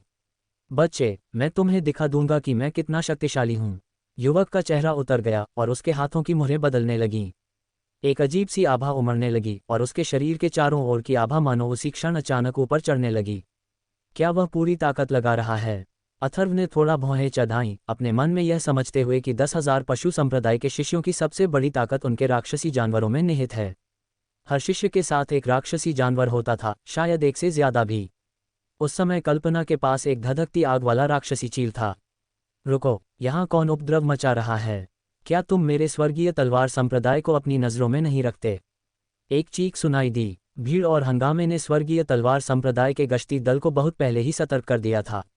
भीड़ के बीच कवच पहने और लंबी तलवारें लिए हुए स्वर्गीय तलवार संप्रदाय के 20 से ज्यादा अनुयायियों का एक दल वहां से गुजरा। संयोग से ये गश्ती दल वही था जिसने कुछ समय पहले अथर्व और अन्य लोगों का सामना किया था। मुसीबत से बचने के लिए दर्शक बहुत पहले ही दूर जा चुके थे और इसी समय स्वर्गीय तलवार संप्रदाय के गश्ती दल का नेतृत्व कर रहे युवक ने अथर्व, देवांशी और अवंतिका को फिर से देखा। उसने थोड़ा भौहें चढ़ाईं और आगे बढ़कर कहा, तो ये बादल यांग संप्रदाय के दोस्त हैं। मुझे आश्चर्य है कि क्या आपको फिर से कोई परेशानी हुई है? नहीं, बिल्कुल नहीं। मैंने तो बस एक ऐसे व्यक्ति को सबक सिखाया है जो इसके लिए कह रहा था। मैं अब जा रहा हूं, अथर्व ने हल्के से कहा। स्वर्गीय तलवार संप्रदाय के लोगों के यहाँ होने के कारण वह अब और कुछ नहीं कर सकता था। अगर वह स्वर्गीय तलवार संप्रदाय के सामने लड़ता तो निस्संदेह यह उनका अनादर होता। इस तरह की बात बड़ी या छोटी हो सकती थी और संप्रदाय गुरु आदित्य नारायण के लिए आसानी से परेशानी का कारण बन सकती थी। तुम तीनों अपना ध्यान रखना। स्वर्गीय तलवार संप्रदाय के शिष्यों ने स्वाभाविक रूप से अथर्व और अन्य दो को रोकने की हिम्मत नहीं की। चलो चलें, अवंतिका ने धीरे से कहा, अथर्व का हाथ पहले से ही अपने हाथों में थामे हुए। उसने कल्पना की तरफ देखा और फिर अथर्व को खींचकर दूर ले गई। बच्चे, तो तुम चंद्र रहस्यवादी संप्रदाय से हो। परसों त्रिसंप्रदाय चतुर्द्वार सभा में बेहतर होगा कि तुम मुझे अपने सामने न आने दो, सफेद वस्त्रधारी युवक ने अपनी आभा समेटते हुए और जोर से चिल्लाते हुए कहा, क्योंकि वह जानता था कि इस समय वह और आगे नहीं बढ़ सकता। तुम कौन हो? क्या तुम्हें पता है कि शहर में उत्पात मचाना मना है? स्वर्गीय तलवार संप्रदाय के युवक ने भौहें चढ़ाईं। सफेद कपड़ों वाले युवक की आवाज सुनकर लगा कि उसका भी कोई खास इतिहास है और उसकी भौहें और भी गहरी हो गईं। हम, ध्यान से देखो, मैं 10,000 जानवरों के संप्रदाय से हूं। तुम क्या चाहते हो? बोलो। सफेद कपड़ों वाले युवक ने एक जेड पेंडेंट निकाला। वह अभी भी गुस्से से भरा हुआ था और उसने तुरंत उसे स्वर्गीय तलवार संप्रदाय के इस शिष्य पर निकाल दिया। तो ये 10,000 पशु संप्रदाय के दो दोस्त हैं। कुछ नहीं, तुम इधर उधर देखते रहो। युवक का चेहरा बदल गया। वह 10,000 पशु संप्रदाय के किसी प्रत्यक्ष अनुयायी को भड़काने की हिम्मत नहीं कर सकता था। वरिष्ठ भाई, चलो, अथर्व की पीठ गायब होते देख कल्पना ने सफेद कपड़ों वाले युवक से धीरे से कहा। फिर वह मुड़ी और सबसे पहले चली गई। उसकी आकर्षक आकृति, उभरी हुई छाती के साथ मानो फटने ही वाली हो, रास्ते में लगभग सभी की निगाहें अपनी ओर खींच रही थी। भीड़ के बाहर एक गली में चलते हुए अथर्व दर्द से चीख पड़ा। उसके हाथ पर अवंतिका ने अपने अंगूठे और तर्जनी को आपस में फंसाकर उसे 360 डिग्री घुमाकर जोर से चुटकी काटी थी। छोटे चोर, जल्दी से बताओ, वह लोमड़ी कौन है और तुम्हारा उससे क्या रिश्ता है? अवंतिका ने खूबसूरत आंखों से घूरा। वह पहले से ही आकर्षक गुस्से से अथर्व को देख रही थी, बिल्कुल किसी कैदी से पूछताछ करने जैसा। कोई रिश्ता नहीं, सचमुच कोई रिश्ता नहीं। अथर्व ने अपनी बांह रगड़ी, आस्तीन ऊपर करके देखा और उसकी त्वचा लगभग छिल रही थी। ये औरत वाकई बेरहम थी। कोई रिश्ता नहीं, फिर वो मुझे हमेशा याद रहेगा और वो दिन जब हम साथ थे, एक दूसरे पर निर्भर थे, जैसी बातें क्यों कहती है? बाह, मेरे साथ सच बोलो, अवंतिका ने गुस्से से कहा। मिस, सच में हमारा कोई रिश्ता नहीं है। अगर आपको कहना ही है कि कोई रिश्ता है तो वो सिर्फ दुश्मनी है। वो औरत तो जहरीली बिच्छू है, वो आपकी बराबरी कैसे कर सकती है? मिस्टी पर्वत श्रृंखला में उस औरत ने मुझे जहर दिया था और लगभग मेरी जान ले ली थी। क्या आपको लगता है कि मेरा उससे कोई रिश्ता होगा? अथर्व ने जल्दी से समझाया। वो फिर से चुटकी नहीं लेना चाहती थी। क्या तुम सच कह रहे हो?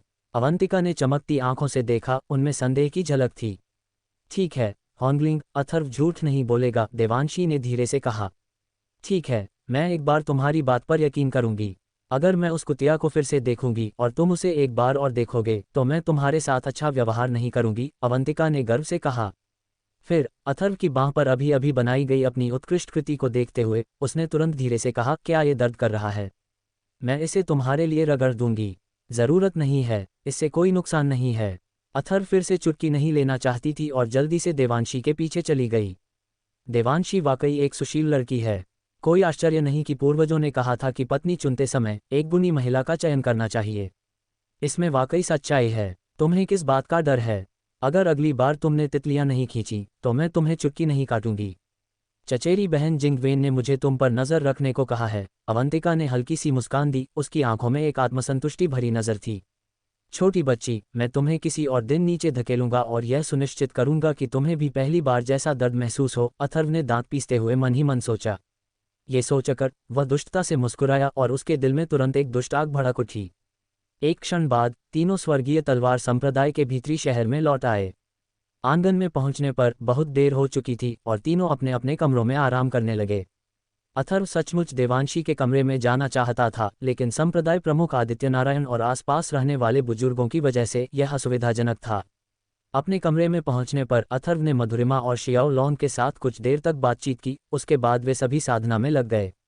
जैसे जैसे रात हुई, विशाल स्वर्गीय तलवार नगरी अंधेरे में डूब गई। हालांकि रात में भी स्वर्गीय तलवार नगरी दिन की तरह जगमगा रही थी और चहल पहल वाला नज़ारा दिन के समय से ज्यादा अलग नहीं था। कमरे में अथर्व हल्की पीली रोशनी में लिपटी हुई पालथी मारे बैठी थी। त्रिसंप्रदाय चतुर्द्वार सभा परसों थी और अथर्व को अच्छी तैयारी करनी थी। पलक झपकते ही रात बीत गई। अगली सुबह अथर्व ने साधना बंद कर दी, आंखें खोलीं और उनमें एक तेज चमक चमक उठी।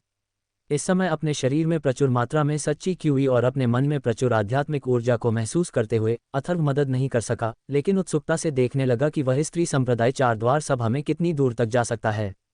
साफ सफाई के बाद नौकर चाकर स्वादिष्ट भोजन, पेस्ट्री और प्रसाधन सामग्री ला चुके थे। स्वर्गीय तलवार संप्रदाय की देखरेख में सब कुछ व्यवस्थित था।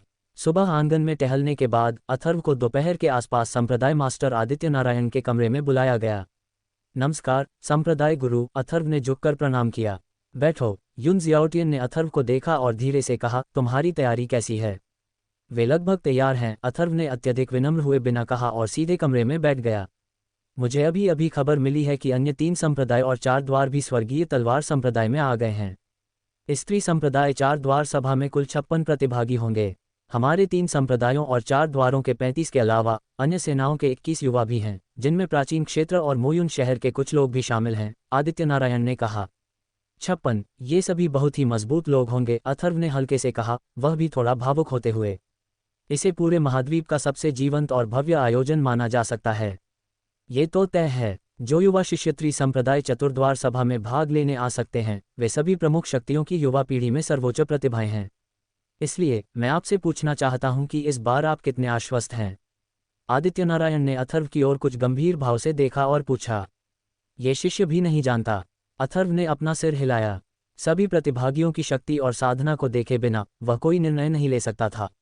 इसके अलावा 3 संप्रदायों और 4 द्वारों की प्रतियोगिता में भाग लेने का साहस करने वाले किसी भी व्यक्ति के पास कुछ छिपे हुए पत्ते होंगे। साधना स्तर तो केवल एक पहलू था, ठीक उसी तरह अगर वह अपने सभी छिपे हुए पत्तों का उपयोग करता तो उसकी शक्ति उतनी सरल नहीं होती जितनी उसके साधना स्तर से प्रतीत होती थी। आप सही कह रहे हैं, आदित्य नारायण ने हल्की सी व्यंग्यात्मक मुस्कान के साथ कहा। मैं बहुत चिंतित था। इस बार मेरा चंद्र रहस्यवादी संप्रदाय ये बिल्कुल बर्दाश्त नहीं कर सकता कि कोई भी शिष्य फिर से शीर्ष 3 में न आए। यहाँ तक कि संप्रदाय के कई सर्वोच्च बुजुर्ग भी इस मामले को लेकर बेहद चिंतित हैं। ये शिष्य जरूर अपना सर्वश्रेष्ठ प्रदर्शन करेगा, अथर्व ने धीरे से कहा। उसे चंद्र रहस्यवादी संप्रदाय के सर्वोच्च बुजुर्गों के बारे में ज्यादा आश्चर्य नहीं हुआ। जब गुप्त क्षेत्र खोला गया तो उन चंद लोगों का आभामंडल बिल्कुल भयानक स्तर पर पहुंच गया था। यही चंद्र रहस्यवादी संप्रदाय की असली भयानक शक्ति थी। इस बार मेरी उम्मीद तुम और हॉन्गलिंग पर टिकी है। आदित्य नारायण ने अथर्व की तरफ देखा, फिर हल्की सी मुस्कान बिखेरी और कहा, अथर्व, मैं तुमसे अभी एक निजी मामले पर बात करना चाहता हूँ। ओह, संप्रदाय नेता कृपया बोलें, अथर्व ने भौहें उठाते हुए कहा। तुम्हारे और अवंतिका के मामले में हालांकि मैंने पिछली बार कुछ नहीं कहा था, लेकिन मैंने इसे साफ देख लिया है। मेरी तो बस यही एक बेटी है। अब मैं चाहती हूँ कि तुम मुझे व्यक्तिगत रूप से बताओ, तुमने अवंतिका के बारे में क्या फैसला किया है? यूशियातन ने अथर्व की ओर देखते हुए पूछा। अथर्व चौंक गया। उसने उम्मीद नहीं की थी कि आदित्य नारायण इस बारे में पूछेगा। उसका दिल थोड़ा बैठ गया। यून शियातन चंद्र रहस्यवादी संप्रदाय के संप्रदाय प्रमुख तो थे ही, साथ ही वे उनके भावी ससुर भी थे। उन्होंने पहले ही तय कर लिया था कि अवंतिका उनकी पत्नी है और इस मामले का सामना उन्हें देर सवेर करना ही था। ये शिष्य अपने जीवन का उपयोग ये गारंटी देने के लिए करेगा कि हॉन्गलिंग के साथ अन्याय नहीं होगा। बाकी किसी भी चीज के लिए ये शिष्य अभी कुछ भी गारंटी नहीं दे सकता है। अथर्व ने अपना सिर उठाते हुए और आदित्य नारायण की ओर देखते हुए कहा, बिना उसकी नजरों से बचते हुए। अथर्व को देखते हुए आदित्यनारायण कुछ नहीं बोला, मानो विचारों में खोया हुआ हो। फिर उसके चेहरे पर गंभीरता आ गई और उसने कहा, मुझे तुम्हारे नौजवानों के मामलों में ज्यादा दखल नहीं देना चाहिए, लेकिन अभी भी मुझे तुम्हें कुछ बताना है। अगर तुमने भविष्य में कभी भी अवंतिका के साथ गलत किया तो मैं तुम्हें छोड़ूंगा नहीं, समझी। ये शिष्य संप्रदाय प्रमुख को उनके आशीर्वाद के लिए धन्यवाद देता है, अथर्व ने उठते और झुकते हुए कहा। अथर्व आदित्यनारायण की बात का मतलब अच्छी तरह समझ गया और थोड़ा भावुक हो गया। उसे शुरू में चिंता थी कि आदित्यनारायण आपत्ति करेगा, लेकिन अब लग रहा था कि आदित्यनारायण कोई मुश्किल या कठोर व्यक्ति नहीं था। इतनी जल्दी खुश मत हो जाओ। आदित्यनारायण के हाव भाव बदल गए और उसकी आंखों में एक चालाक मुस्कान उभर आई। उसने कहा, मैंने कुछ भी साफ साफ नहीं कहा। अगर तुम चाहते हो कि मैं मान जाऊं, तो तुम्हें इस 3 संप्रदायों और 4 द्वारों की प्रतियोगिता में शीर्ष 3 में जगह बनानी होगी, वरना कोई बात ही नहीं बनेगी। क्या? अथर्व एकदम से चौंक गया। उसने उम्मीद नहीं की थी कि आदित्यनारायण उसे इस तरह धमकाएगा। ठीक है, पहले अच्छी तरह तैयारी करो। कल 3 संप्रदायों और 4 द्वारों की प्रतियोगिता का पहला दौर है, कोई गलती मत करना, आदित्यनारायण ने कहा। अथर्व एक व्यंग्यात्मक मुस्कान के साथ आदित्यनारायण के कमरे से बाहर निकल गया। ऐसा लग रहा था कि संप्रदाय का नेता आदित्यनारायण सचमुच थोड़ा चालाक था। उसे पूरी ताकत से उकसाने के लिए उसने धमकियों और प्रलोभनों का इस्तेमाल किया था। संप्रदाय का नेता बनना वाकई आसान नहीं था। हालांकि इस समय अथर्व पहले से ही पूरी ताकत लगाकर शीर्ष 3 में प्रवेश करने के बारे में सोच रहा था, क्योंकि तभी उसके पास 10,000 वर्षीय लाल तांबा प्राप्त करने का मौका होगा। अपने कमरे में लौटकर अथर्व ने तुरंत एक चतुर्थ श्रेणी का निम्न स्तरीय राक्षसी पशुकोर निकाला और उसे भस्म कर दिया। अथर्व की वर्तमान मार्शल कमांडर स्तर की साधना के साथ एक चतुर्थ श्रेणी के निम्न स्तरीय राक्षसी पशुकोर को परिष्कृत करने के लिए आधा दिन और एक रात पर्याप्त थी। हालांकि अगर वह चौथी श्रेणी के निम्न स्तरीय राक्षसी पशुकोर को परिष्कृत करना चाहता था तो उसकी वर्तमान शक्ति के लिए यह एक बूंद के समान था, फिर भी यह उसे थोड़ा मजबूत कर सकता था। छोटे ड्रैगन को पहरा देने के बाद अथर्व साधना अवस्था में प्रवेश कर गया। कुछ ही क्षण बाद उसका शरीर एक हल्के पीले प्रभामंडल में लिपट गया। धीरे धीरे समय ऐसे ही बीतता गया। 3 संप्रदायों और 4 द्वारों की प्रतियोगिता जैसे जैसे नजदीक आती गई, स्काई स्वॉर्ड शहर में लोगों की भीड़ बढ़ती गई। आमतौर पर शांत रहने वाली सड़कें घनी भीड़ से भर गईं। अगले दिन स्काई स्वॉर्ड शहर में बसंत ऋतु की शुरुआत थी। जब क्षितिज से सूरज की पहली किरण निकली तो नीला आकाश तुरंत चमक उठा। स्काई स्वॉर्ड शहर में कभी कभी बसंत की हवा बहती थी, जो शहर के जीवंत शोरगुल को दूर तक ले जाती थी। सुबह से ही शुरू होने वाला ये दिन सामान्य दिनों से भी अधिक जीवंत था, क्योंकि हर 15 वर्ष में एक बार आयोजित होने वाली 3 संप्रदाय और 4 द्वार प्रतियोगिता आज हो रही थी। हर 15 साल में आयोजित होने वाली 3 संप्रदाय और 4 द्वार प्रतियोगिता पूरे महाद्वीप के लिए लगभग एक भव्य आयोजन थी। सुबह सुबह कई मार्शल कलाकार सड़कों पर उमड़ पड़ते थे। अगर कोई गौर से देखे तो भीड़ में कुछ आध्यात्मिक गुरु भी शामिल दिखाई दे सकते थे, लेकिन आध्यात्मिक गुरुओं की संख्या ज्यादा नहीं थी। और अब सब लोग एक जगह की ओर दौड़ रहे थे, जो थी स्काई स्वॉर्ड सिटी प्लाजा। आज की 3 संप्रदायों और 4 द्वारों की प्रतियोगिता का स्थल यही था। आधा महीना पहले ही उस विशाल प्लाजा को स्काई स्वॉर्ड गेट से बंद कर दिया गया था और वह आज ही खुला था। अन्यथा हर कोई कई दिन पहले ही किसी अच्छी जगह पर कब्जा करने चला गया होता। भोर होते ही सड़कों पर चहल पहल बढ़ गई। सड़कों पर स्थित कई दुकानों से लोग अपनी दुकानें बंद करके सीधे चौक की ओर दौड़ पड़े। हालांकि आज कुछ दुकानें बहुत अच्छा प्रदर्शन कर रही थीं, सट्टेबाजी की दुकानें। इन दुकानों ने किसी तरह सभी भाग लेने वाले शिष्यों, कुल 56 लोगों की जानकारी हासिल कर ली थी, और कोई भी यह अनुमान लगाकर दांव लगा सकता था कि शीर्ष 28 में कौन शामिल हो सकता है। कोई यह भी अनुमान लगा सकता था कि कौन शीर्ष 5, शीर्ष 3 में पहुंचेगा या एक ही बार में अंतिम चैंपियन भी बन जाएगा। बेशक अंतिम चैंपियन बनने की संभावनाएं रोज बदलती रहतीं। चूंकि अभी तक किसी भी प्रतिभागी ने अपना हाथ नहीं दिखाया था, इसलिए ज्यादातर लोगों ने दांव लगाने की हिम्मत नहीं की। लगभग हर गली में ऐसी कई सट्टेबाजियां थीं और उनकी रकम भी बहुत ज्यादा होती थी। इसलिए ऐसे सट्टेबाज केंद्र खोलने के लिए स्काई स्वॉर्ड गेट की मदद जरूरी थी। वरना 3 संप्रदायों और 4 द्वारों की प्रतियोगिता शुरू होने से पहले ही इन प्रतिभागियों के बारे में इतनी स्पष्ट जानकारी कैसे मिल पाती। जल्दी जल्दी दांव लगाने के बाद कई जुआरी चौक की ओर दौड़ पड़े। आज 3 संप्रदायों और 4 द्वारों और संभवतः पूरे महाद्वीप के सबसे मजबूत युवा अभिजात वर्ग के बीच प्रतियोगिता का दिन था। ये सभी के लिए बहुत दिलचस्प था। हर कोई जानना चाहता था कि उनके और 3 संप्रदायों और 4 द्वारों द्वारा प्रशिक्षित शिष्यों के बीच कितना अंतर है। क्या 3 संप्रदायों और 4 द्वारों में प्रशिक्षित शिष्य उतने ही अद्भुत रूप से प्रतिभाशाली और शक्तिशाली थे जितना कि अफवाहों में दावा किया गया था। और सामान्यतः सभी के लिए 3 संप्रदायों और 4 द्वारों के मुख्य शिष्यों को देखना, विशेष रूप से सबसे शीर्ष स्तर के शिष्यों को देखना बहुत कठिन था। सभी अपने मन में ये भी जानते थे कि 3 संप्रदायों और 4 द्वारों की प्रतियोगिता में भाग लेने वाले इन प्रमुख शिष्यों का अपने अपने संप्रदायों में भविष्य लगभग निश्चित रूप से असीम होगा। भविष्य में उनके पद या तो रक्षक होंगे या फिर अग्रज। बाहरी दुनिया में 3 संप्रदायों और 4 द्वारों के भीतर रक्षकों और अग्रजों की स्थिति स्वतः स्पष्ट थी। और 3 संप्रदायों और 4 द्वारों की प्रतियोगिता में 3 संप्रदायों और 4 द्वारों के संप्रदाय प्रमुखों के साथ साथ उनके संबंधित संप्रदायों के वरिष्ठ भी शामिल होते थे। 3 संप्रदायों और 4 द्वारों के संप्रदाय प्रमुखों और आचार्यों को एक साथ देखना एक भव्य अवसर था जो हर 15 साल में एक बार ही मिलता था। कई लोग कई महीनों से इसका इंतजार कर रहे थे। अफवाह थी कि 3 संप्रदायों और 4 द्वारों के विभिन्न गुटों के संप्रदाय प्रमुख और गुरु भी शीर्ष 10 महाशक्तियों में शामिल थे।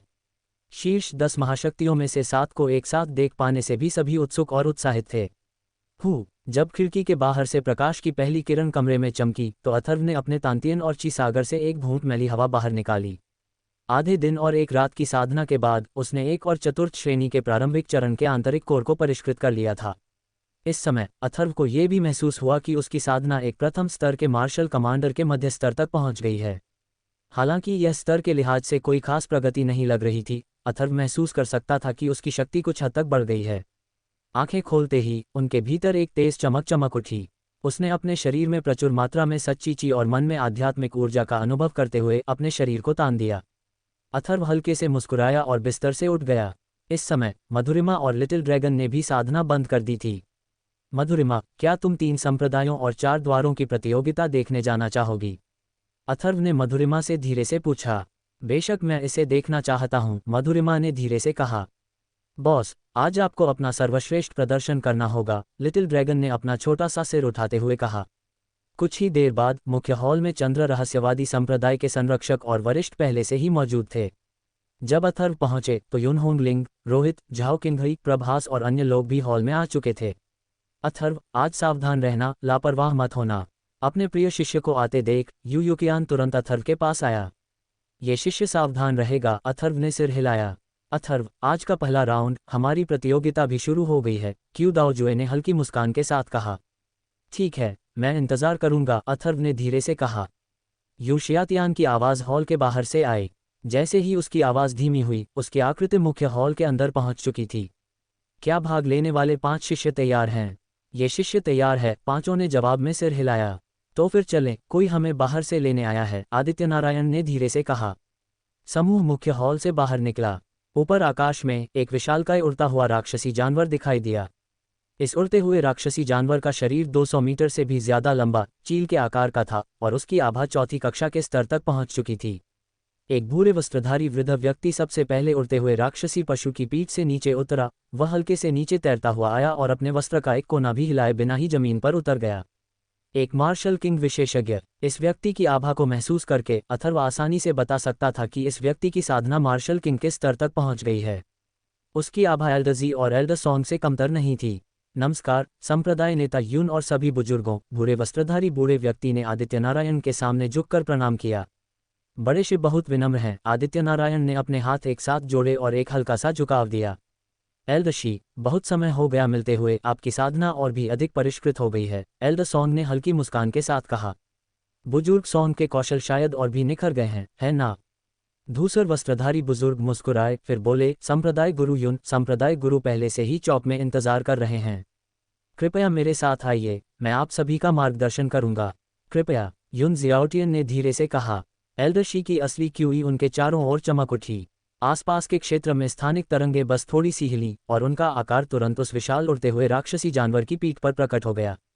चलो चलें, आदित्य नारायण ने धीरे से कहा। उसके शरीर में कोई हलचल नहीं हुई, लेकिन उसके आसपास की अंतरिक्षीय लहरें तुरंत हिल गईं और फिर वह हवा से उड़ते हुए राक्षसी जानवर पर कूद पड़ा। संप्रदाय गुरु यून की शक्ति सचमुच अद्भुत है। आदित्य नारायण को यह तकनीक दिखाते देख स्वर्गीय तलवार संप्रदाय के एल्डशी के चेहरे पर आश्चर्य के भाव उभर आए।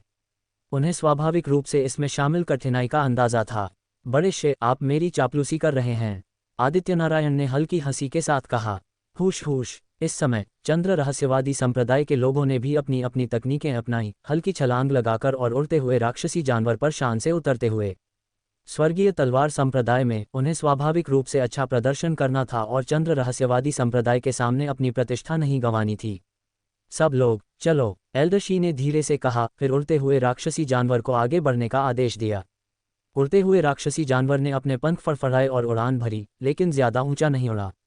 एक पल बाद वह इमारतों के एक समूह के ऊपर से उड़कर बाहरी शहर में प्रवेश कर गया। हवा का एक झोंका तेजी से गुजरा। नीचे घनी भीड़ आकाश में उड़ते राक्षसी जानवर की पीठ पर सवार लोगों को देख रही थी। उनकी निगाहें विस्मय और जिज्ञासा से भरी हुई थीं और वे लगातार ऊपर की ओर देख रहे थे। हर कोई जानता था कि जो कोई भी स्वर्गीय तलवार नगरी में उड़ते राक्षसी जानवर की सवारी आज़ादी से कर सकता है, उसका दर्जा बिल्कुल भी कम नहीं होना चाहिए। स्वर्गीय तलवार शहर में एक नियम था कि शहर में प्रवेश करने के बाद किसी भी उड़ने वाले वाहन को उड़ने की अनुमति नहीं थी। नीचे भीड़ की निगाहों को देखकर अथर्व हल्के से मुस्कुराया। पिरामिड के शीर्ष पर खड़े लोगों को स्वाभाविक रूप से सम्मान की नज़र से देखा जाएगा। भविष्य में वह निश्चित रूप से इस मुकाम तक पहुंच पाएगा। उड़ता हुआ राक्षसी जानवर कम ऊंचाई पर उड़ता हुआ गुजरा। नीचे घनी भीड़ से आती शोरगुल और जीवंत आवाज़ें सभी को साफ सुनाई दे रही थीं। इस समय अथर्व का मन भी अचानक थोड़ा उत्तेजित हो गया। चाहे उसका धैर्य कितना भी प्रबल क्यों न हो, आखिरकार ये 3 संप्रदायों और 4 द्वारों का महासम्मेलन था, यकीनन पूरे महाद्वीप का सबसे बड़ा भव्य आयोजन। अथर्व अभी भी एक युवा था। यह एक भव्य आयोजन था और सभी युवाओं में थोड़ा बहुत दिखावटीपन और अहंकार था। पिछले जन्म में उसे यह अवसर नहीं मिला था, लेकिन अब उसे अपना दिखावटीपन और अहंकार दिखाने का मौका मिला था, इसलिए उसे अपना सब कुछ झोंक देना था। सभी इस बार 3 संप्रदायों और 4 द्वारों की महासभा स्वर्गीय तलवार नगर चौक में आयोजित की जाएगी। हमारे स्वर्गीय तलवार संप्रदाय द्वारा इस चौक का फिर से विस्तार किया गया है ताकि महासभा के लिए पर्याप्त जगह उपलब्ध हो सके। भीतरी चौक 20,000 मीटर बड़ा है और इसमें 60 मार्शल जनरल स्तर के साधक एक साथ युद्ध कर सकते हैं। आंतरिक चौक के अलावा जहां भाग लेने वाले शिष्य प्रतिस्पर्धा करेंगे, हमारे स्वर्गीय तलवार संप्रदाय ने बाहरी चौक को एक चाप के आकार में बदल दिया है, जिसमें 10 लाख दर्शक बैठ सकते हैं। उड़ते हुए राक्षसी जानवर के बारे में एल्डशी ने सभी से कहा। एल्डशी, ऐसा लगता है कि आपके स्वर्गीय तलवार संप्रदाय ने इस बार बहुत प्रयास किया है। एल्डरसॉन्ग ने कहा, यह वैसा ही है जैसा होना चाहिए। 3 संप्रदायों और 4 द्वारों की महासभा हमारे 3 संप्रदायों और 4 द्वारों के लिए एक प्रमुख आयोजन है, एल्डशी ने कहा। वे भी खूब पैसा कमा रहे हैं, अथर्व ने मन ही मन सोचा। स्वर्गीय तलवार नगरी में 3 संप्रदायों और 4 द्वारों की महासभा आयोजित करने से व्यापार के अवसर आए जो निवेश से कहीं ज्यादा थे। इससे मिलने वाला कर निश्चित रूप से कोई छोटी रकम नहीं थी। देखो, हम आ गए हैं। तभी एल्डशी ने आगे की जगह की ओर इशारा करते हुए कहा। सबने उसकी ओर इशारा करते हुए देखा। हवा में होने के कारण वे दूर एक विशाल चौकोर आकार साफ देख सकते थे। इमारतों के अंतहीन समूह के बीच ये चौकोर आकार विशेष रूप से आकर्षक था। चौकोर आकार अपने आप में एक विशाल वृत्ताकार था। एक नज़र में अथर्व ने अनुमान लगाया कि केवल केंद्रीय चौक का खुला क्षेत्रफल ही 20,000 मीटर था, और इस समय चौक के आसपास का इलाका लोगों की काली भीड़ से भरा हुआ था। घनी आकृतियां चींटियों जैसी लग रही थीं और हवा शोर भरी आवाज़ों की लहरें उड़ा रही थी। चलो नीचे चलते हैं। मुख्य प्रवेश द्वार पहले से ही पूरी तरह से बंद है, इसलिए हम पीछे के रास्ते से प्रवेश करेंगे, एल्डशी ने कहा और उड़ते हुए राक्षसी जानवर को इसी समय पीछे के द्वार से प्रवेश करने का आदेश दिया। जब उड़ता हुआ राक्षसी जानवर चौक के पीछे एक बड़े समतल क्षेत्र पर उतरा, तो वहां पास में कई अन्य समान चौथे स्तर के उड़ने वाले राक्षसी जानवर भी खड़े थे। जैसे ही सभी लोग उड़ते हुए राक्षसी जानवर से नीचे कूदे, अथर्व ने पहले से ही कई स्वर्गीय तलवार संप्रदाय के शिष्यों को देखा। सभी ने कवच पहन रखा था और अपनी पीठ पर लंबी तलवारें लिए हुए थे। एल्डशी के मार्गदर्शन में चंद्र रहस्यवादी संप्रदाय के सदस्य बिना किसी रुकावट के पिछले द्वार से चौक में प्रवेश कर गए। हालांकि जब वे चौक में बाहर निकले और अपने सामने सब कुछ देखा, तो अथर्व पूरी तरह से चकित रह गए।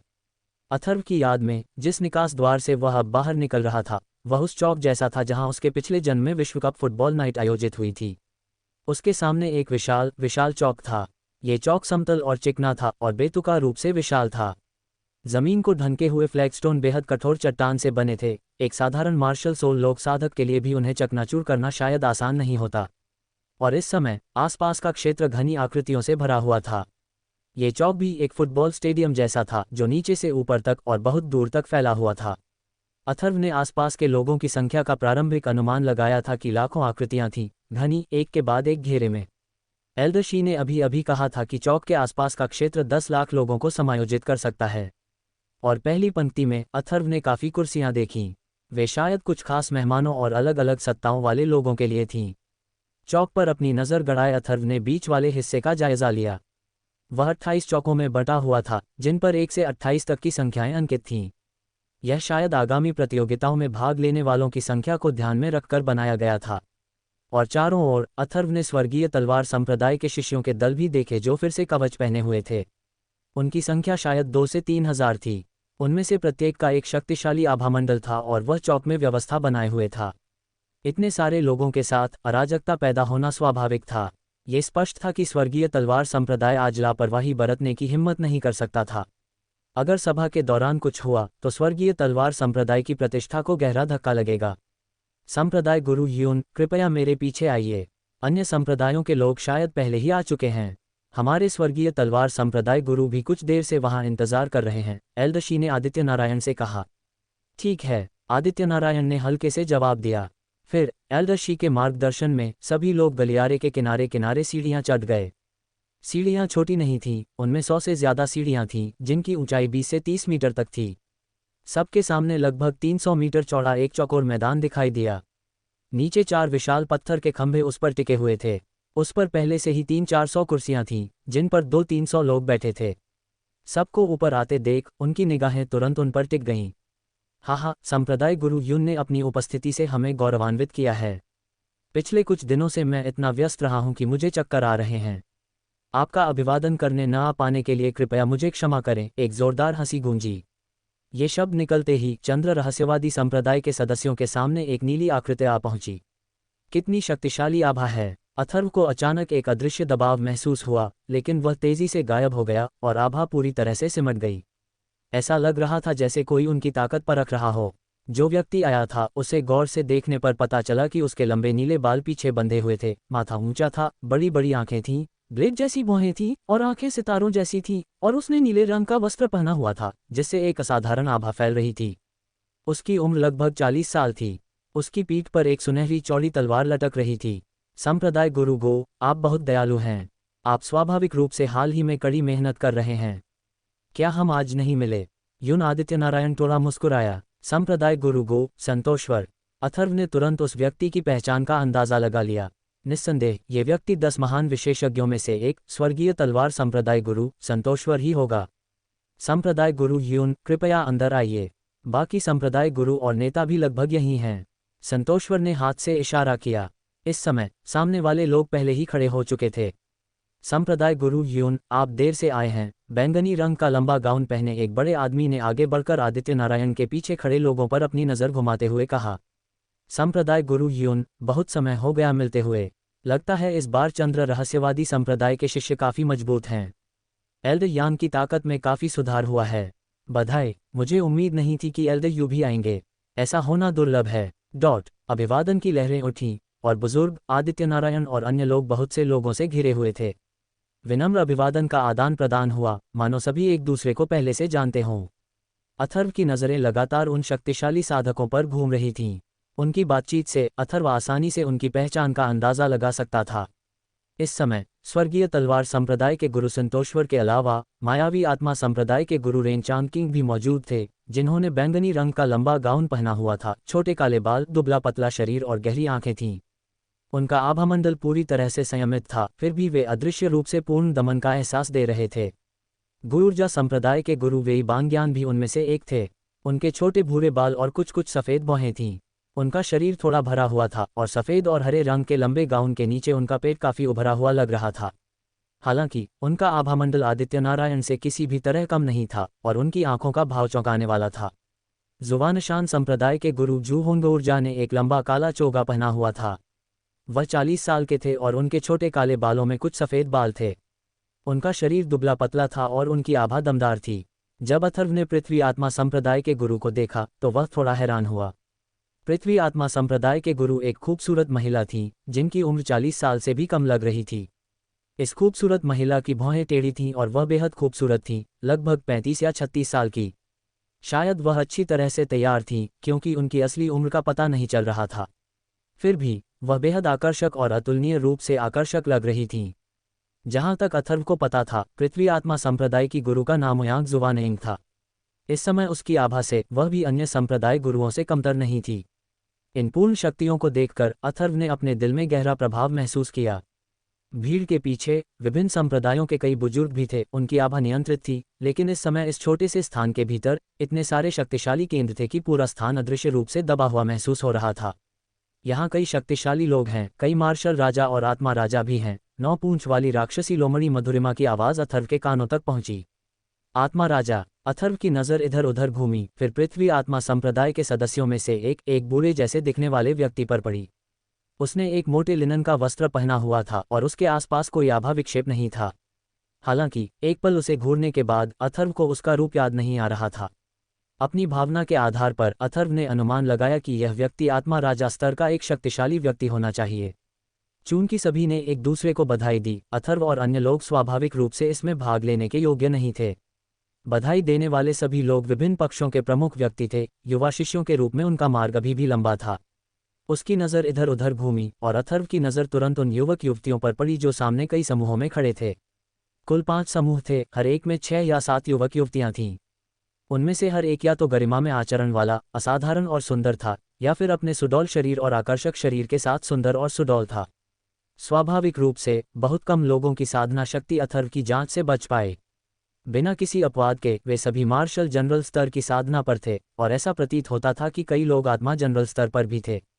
3 संप्रदायों और 4 द्वारों की युवा पीढ़ी के शीर्ष शिष्य, अथर्व ने मन ही मन सोचा। कुल मिलाकर लगभग 30 लोग थे। साधना शक्ति की दृष्टि से सबसे कमजोर लोग मार्शल जनरल के प्रथम स्तर पर थे और सबसे शक्तिशाली लोग मार्शल जनरल के चौथे स्तर तक पहुंच गए थे। कुछ ऐसे भी थे जिन्हें अथर्व ठीक से समझ नहीं पाया। मजबूत, बहुत मजबूत, अथर्व ने मन ही मन सोचा। 3 संप्रदायों और 4 द्वारों के बीच ये विशिष्ट व्यक्ति ऐसे लोग नहीं थे जिन्होंने अपनी प्रतिष्ठा अनुचित रूप से अर्जित की हो। यह उस समय उपस्थित युवक युवतियों से स्पष्ट था। अथर्व युवक युवतियों के समूह को देख रहा था। इस समय युवक युवतियों का वह समूह भी एक दूसरे को देख रहा था। सभी अपने मन में जानते थे कि यहाँ के लोग कभी भी एक दूसरे के विरोधी बन सकते हैं। यश और संजू, जो आमतौर पर घमंडी हुआ करते थे, इस समय घमंडी नहीं रहे। ऐसा लग रहा था कि उन्हें भी लग रहा था कि वहां मौजूद उन लोगों की संख्या कम नहीं है जिनकी साधना शक्ति उनसे कम नहीं है। हा, तुम सब बहुत जल्दी आ गए। जैसे ही वे एक दूसरे को बधाई दे रहे थे, एक और जोरदार हंसी सुनाई दी। देखते ही देखते दर्जनों आकृतियां सीढ़ियां चढ़ गईं। सबसे आगे पीले रंग के वस्त्र पहने, गठीले शरीर वाला, 2 मीटर से भी ज्यादा लंबा एक आदमी चल रहा था। उसकी आंखें घंटियों जैसी थीं, उसके काले बाल लंबे थे और उसकी उम्र लगभग 40 साल थी। उससे एक अदृश्य, प्रभावशाली आभा निकल रही थी। उसके पीछे कई बूढ़े आदमी थे जिनकी आभा भी बेहद शक्तिशाली थी। जब अथर्व की नज़र उन पर पड़ी तो उसे 2 जाने पहचाने चेहरे दिखाई दिए। एक था उत्तेजक कपड़े पहने कल्पना और दूसरा था सफ़ेद और बढ़िया कपड़ों वाला वह युवक जिससे परसों शहर के बाहरी इलाके में उसकी मुलाकात हुई थी। 10,000 जानवर संप्रदाय। उनके बीच कल्पना को देखकर अथर्व ने बिना अनुमान लगाए जान लिया कि जो लोग आए थे वे 10,000 जानवर संप्रदाय से थे। संप्रदाय गुरु यिन, आप देर से आए हैं। हा, मैं देर से नहीं आया हूँ, मैं बस समय पर पहुँचा हूँ। वह हट्टा कट्टा आदमी हंसा और तुरंत आगे बढ़ गया। यिनी, 10,000 पशु संप्रदाय का संप्रदाय गुरु। अथर्व ने फिर उस बड़े आदमी की ओर देखा। ये व्यक्ति भी शीर्ष 10 महाशक्तियों में से एक था। वह सोच रहा था कि उसकी साधना शक्ति किस स्तर तक पहुंच गई है। 10,000 पशु संप्रदाय के संप्रदाय गुरु के आगमन पर सभी ने एक दूसरे को बधाई और शुभकामनाओं का आदान प्रदान किया। तभी 10,000 जानवरों के संप्रदाय के सफ़ेद कपड़ों वाले युवक की नज़र अथर्व पर पड़ी। उसने एक नज़र में अथर्व को देखा, क्योंकि अथर्व अवंतिका और देवांशी के बीच खड़ी थी, जो बहुत ही आकर्षक था। अथर्व को घूरते हुए सफ़ेद कपड़े पहने युवक का चेहरा तुरंत बदसूरत हो गया और अथर्व पर हल्का गुस्सा प्रकट हुआ। अथर्व ने इस तरह के व्यक्ति पर ध्यान न देते हुए अपना सिर थोड़ा घुमाया। जैसे ही उसकी नज़र इधर उधर गई, उसने देखा कि कल्पना की नज़रें उस पर टिकी हुई थीं। छोटे चोर, इधर उधर देखना बंद करो। अवंतिका की आवाज़ तुरंत अथर्व के कानों तक पहुंची और एक जैद हाथ फिर से उसके हाथ से जुड़ गया। अथर्व तुरंत डर गया और अपना सिर घुमाने की हिम्मत नहीं जुटा पाया। इस बेकाबू लड़की की चुटकी कोई साधारण दर्द नहीं था। मैं कहाँ देख रहा था? अथर्व ने धीरे से उत्तर दिया। सभी लोग कृपया बैठ जाएं। 3 संप्रदाय और 4 द्वार सभा शुरू होने वाली है, संतोषवर ने ऊंची आवाज में कहा। सभी लोग कृपया बैठ जाएं। सभी संरक्षक और वरिष्ठ जन अलग अलग अपनी अपनी जगह पर बैठे। आगे की ओर 7 बड़ी कुर्सियां थीं, जिन पर संप्रदाय के आचार्य और 3 संप्रदायों तथा 4 द्वारों के प्रमुख बैठे थे। ये छोटा सा चौक मुख्य चौक से हवा में फैला हुआ सा लग रहा था, जिससे उन्हें नीचे का पूरा चौक साफ दिखाई दे रहा था। इसका डिज़ाइन बेहद खूबसूरत था। इस समय अथर्व और अन्य शिष्य केवल बड़ों और संरक्षकों के पीछे खड़े हो सकते थे। उनसे कुछ ही दूरी पर दूसरे पर्वतीय द्वारों से आए शिष्य भी थे, जो एक दूसरे को करीब से देखने लगे थे। सभी शिष्यों में से इस समय केवल 4 ही सबसे ज्यादा ध्यान आकर्षित कर रहे थे। स्वाभाविक रूप से देवांशी, अवंतिका, कल्पना और एक अन्य स्वर्गीय तलवार द्वार की एक महिला शिष्या। उसने बैंगनी रंग की लंबी पोशाक पहनी हुई थी और वह भी असाधारण रूप से सुंदर थी। हालांकि वह देवांशी से थोड़ी कम सुंदर थी, लेकिन वह कल्पना से किसी भी तरह कम नहीं थी और उसका स्वभाव अत्यंत सुरुचिपूर्ण और नेक था। संप्रदाय गुरु गो, मैंने सुना है कि आपके स्वर्गीय तलवार द्वार में एक अत्यंत प्रतिभाशाली त्रितत्व मार्शल कलाकार प्रकट हुआ है। मुझे आश्चर्य है कि वह कौन है। क्या आप मुझे दिखा सकते हैं? जब सभी लोग बैठ गए तो पृथ्वी आत्मा संप्रदाय की संप्रदाय गुरु ओयांग जुवानेंग ने धीरे से कहा। उनकी आवाज़ एक युवा लड़की की तरह स्पष्ट थी। हाँ, संतोषवर, जो बीच में बैठा था, इस समय थोड़ा मुस्कुराया, अपना सिर घुमाया और कहा, निकिता, जल्दी आओ और संप्रदाय के गुरुओं और प्रमुखों से मिलो। इस समय स्वर्गीय तलवार द्वार के शिष्यों के बीच बैंगनी लंबी पोशाक में सुंदर महिला आगे बढ़ी, शक्तिशाली लोगों के समूह के सामने आई, थोड़ा झुका और अपने मोती जैसे दांतों को थोड़ा सा खोलते हुए कहा, ऊर्जा निकिता सभी प्रमुखों और संप्रदाय के गुरुओं और सभी बुजुर्गों को नमस्कार करती है। एक त्रितत्व मार्शल कलाकार, बुरा नहीं। स्वर्गीय तलवार द्वार सचमुच कई प्रतिभाशाली व्यक्तियों को जन्म देता है, ओयांग जुवानेंग ने मंद मुस्कान के साथ कहा। दूसरों की आंखों में भी ईर्ष्या की झलक थी। संप्रदाय में एक और त्रितत्व मार्शल कलाकार का होना एक असाधारण बात थी। जब तक वे अच्छी तरह से साधनारत थे, उनकी साधना जितनी ऊंची होगी, उनकी शक्ति उतनी ही प्रबल होगी। भविष्य में ये संप्रदाय के लिए एक और स्थायी शक्ति केंद्र होने जैसा होगा। संप्रदाय गुरु ह्यून, मैंने सुना है कि आपकी बेटी भी एक त्रितत्व मार्शल कलाकार है ना? मैंने उसे अभी तक नहीं देखा है। मुझे आश्चर्य है कि वह कौन है। ओयांग जुवानेंग ने अपने बगल में यून आदित्य नारायण से कहा। हे, यून जियाओटियन ने थोड़ा मुस्कुराते हुए कहा, मेरी छोटी लड़की भी एक तीन तत्व मार्शल कलाकार है, लेकिन वास्तव में संप्रदाय में अब एक और तीन तत्व मार्शल कलाकार है। जैसे ही उसकी आवाज़ धीमी हुई, यून शियाओटियन ने अपना सिर घुमाकर अवंतिका और अथर्व की ओर देखा और कहा, अवंतिका, अथर्व, जल्दी आओ और सभी प्रमुखों को सम्मान दो। अथर्व अब समझ गया। तो तीन तत्व वाले मार्शल आर्टिस्टों का इस्तेमाल प्रमुख पर्वतीय द्वारों द्वारा अपनी प्रतिष्ठा बनाने के लिए किया जाता था। फिर उसने अपने कंधे पर बैठे छोटे ड्रैगन और मधुरिमा को संदेश भेजा, जिसमें उन्हें देवांशी के कंधे पर जाने को कहा गया। शिष्य अथर्व अवंतिका सभी प्रमुखों और संप्रदाय के गुरुओं और सभी बुजुर्गों का अभिवादन करते हैं। अथर्व और अवंतिका आगे बढ़े और शक्तिशाली लोगों के समूह को प्रणाम किया। चंद्र रहस्यवादी संप्रदाय, आपके संप्रदाय में दो तीन तत्व मार्शल कलाकार कब आए? चंद्र रहस्यवादी संप्रदाय के दो तीन तत्व मार्शल कलाकारों को देखकर अन्य पर्वत द्वारों के लोग थोड़ा आश्चर्यचकित हुए। वे कुछ साल पहले ही संप्रदाय में शामिल हुए हैं। मुझे भविष्य में सभी से उनकी अच्छी देखभाल करने के लिए कहना होगा। आदित्य नारायण सभी को आश्चर्यचकित देखकर काफी संतुष्ट लग रहा था। त्रितत्व मार्शल कलाकार। अथर्व की नज़र अब स्वर्गीय तलवार द्वार से ऊर्जा निकिता पर पड़ी। उसने उम्मीद नहीं की थी कि वह भी एक त्रितत्व मार्शल कलाकार होगी। 3 संप्रदायों और 4 द्वारों के एकत्र होने से ऐसा लग रहा था कि यह सचमुच एक ऐसी जगह है जहां प्रतिभाएं एकत्रित होती हैं। इस अत्यंत दुर्लभ त्रितत्व मार्शल कलाकार स्वर्गीय तलवार द्वार में भी एक थी। ऊर्जा निकिता को देखकर उसकी बैंगनी रंग की लंबी पोशाक, जिसके चौड़े कफ रेशम के धागों से कमल के आकार में बुने हुए थे, हवा से भी लालित्य का एक स्पर्श जोड़ रहे थे। उसका कद लंबा था और उसमें शीतल सौंदर्य की झलक थी। हालांकि जब अथर्व ने ऊर्जा निकिता के आभामंडल को टटोलने की कोशिश की तो उसकी भौहें थोड़ी सिकुड़ गईं, क्योंकि अथर्व को लगा कि वह ऊर्जा निकिता के आभामंडल को बिल्कुल भी नहीं टटोल पा रहा है। संप्रदाय गुरु ह्यून, मुझे उम्मीद नहीं थी कि इस बार आपके चंद्र रहस्यवादी संप्रदाय में 2-3 तत्व मार्शल कलाकार होंगे। बधाई हो, कई प्रमुखों ने तुरंत धीरे से कहा। ऐसा लगता है कि चंद्र रहस्यवादी संप्रदाय इस बार शीर्ष 3 में प्रवेश करने में सक्षम होना चाहिए, यिनी ने थोड़ा मुस्कुराते हुए कहा। अन्यथा संप्रदाय मास्टर यूं, हम प्रमुख पर्वत द्वार इतने विनम्र नहीं हो सकते। मुझे याद है कि चंद्र रहस्यवादी संप्रदाय पहले ही 4 बार शीर्ष 3 में जगह नहीं बना पाया है। अगर इस बार भी कोई शीर्ष 3 में नहीं आया तो संप्रदाय प्रमुख यून को इसकी कीमत चुकानी पड़ेगी। इल्यूजन सोल गेट के प्रमुख रेन चांदकिंग हल्के से मुस्कुराए। उच्च स्तरीय गहन युद्ध कौशल के 3 सेट, साथ ही 7वीं श्रेणी की एक औषधीय गोली, ये निश्चित रूप से कोई छोटी रकम नहीं थी। 3 संप्रदायों और 4 द्वारों की सभा का हमेशा से यही नियम रहा है और किसी को भी इससे कोई शर्मिंदगी महसूस नहीं हुई। खांसी। आदित्य नारायण ने हल्की खांसी की और कहा, अभी एक आखिरी बार है। मुझे लगता है कि तब आप सभी को व्यर्थ ही इंतजार करना पड़ेगा। सचमुच? तब हम सब इंतजार करेंगे। हमें 6 दिन की जरूरत नहीं होगी, हमें 5 दिन बाद नतीजा पता चल जाएगा। गहन पर्वत द्वार के प्रमुख जूहोंग ऊर्जा ने मुस्कुराते हुए कहा। स्वर्गीय तलवार द्वार से अथर्व, अवंतिका और ऊर्जा निकिता पहले ही पीछे हट चुके थे। उनके आसपास के अन्य पर्वतीय द्वारों से आए कई शिष्य ये देखकर कि वे तीनों त्रितत्व योद्धा थे, उन्हें कुछ और बार देखने से खुद को रोक नहीं पाए। ऊर्जा निकिता की नज़र भी अथर्व और अवंतिका पर पड़ी, वह उन्हें देख रही थी।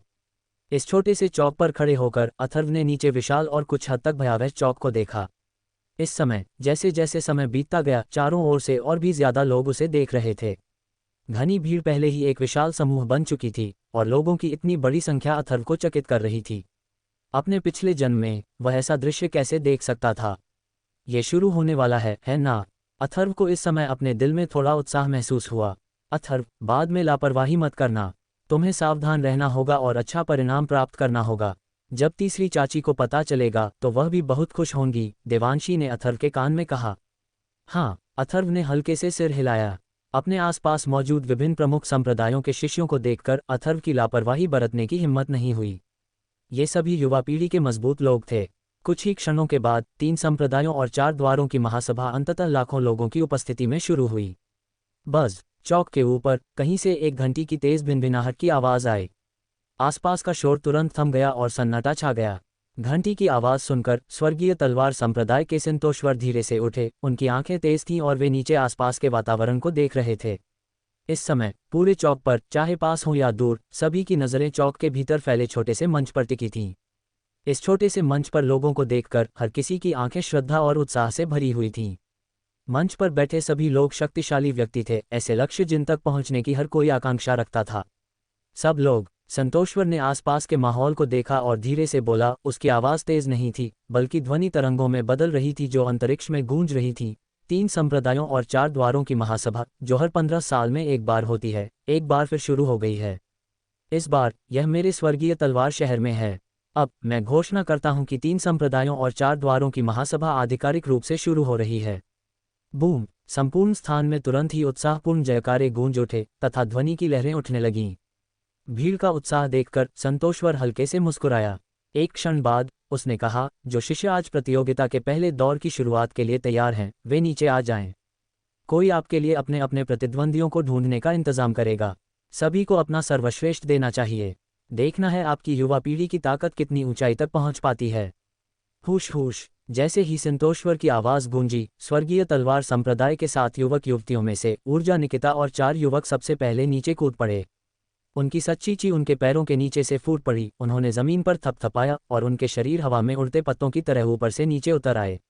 ऊपर से जमीन तक की ऊंचाई 30 मीटर से ज्यादा थी, फिर भी पांचों बेहद शालीनता और शान के साथ प्लाजा के बीचों बीच उतरे। इस कदम ने निस्संदेह उनकी असाधारण शक्ति का प्रदर्शन किया और तुरंत ही आसपास के लोगों से अनगिनत उत्साहपूर्ण तालियां बटोरीं।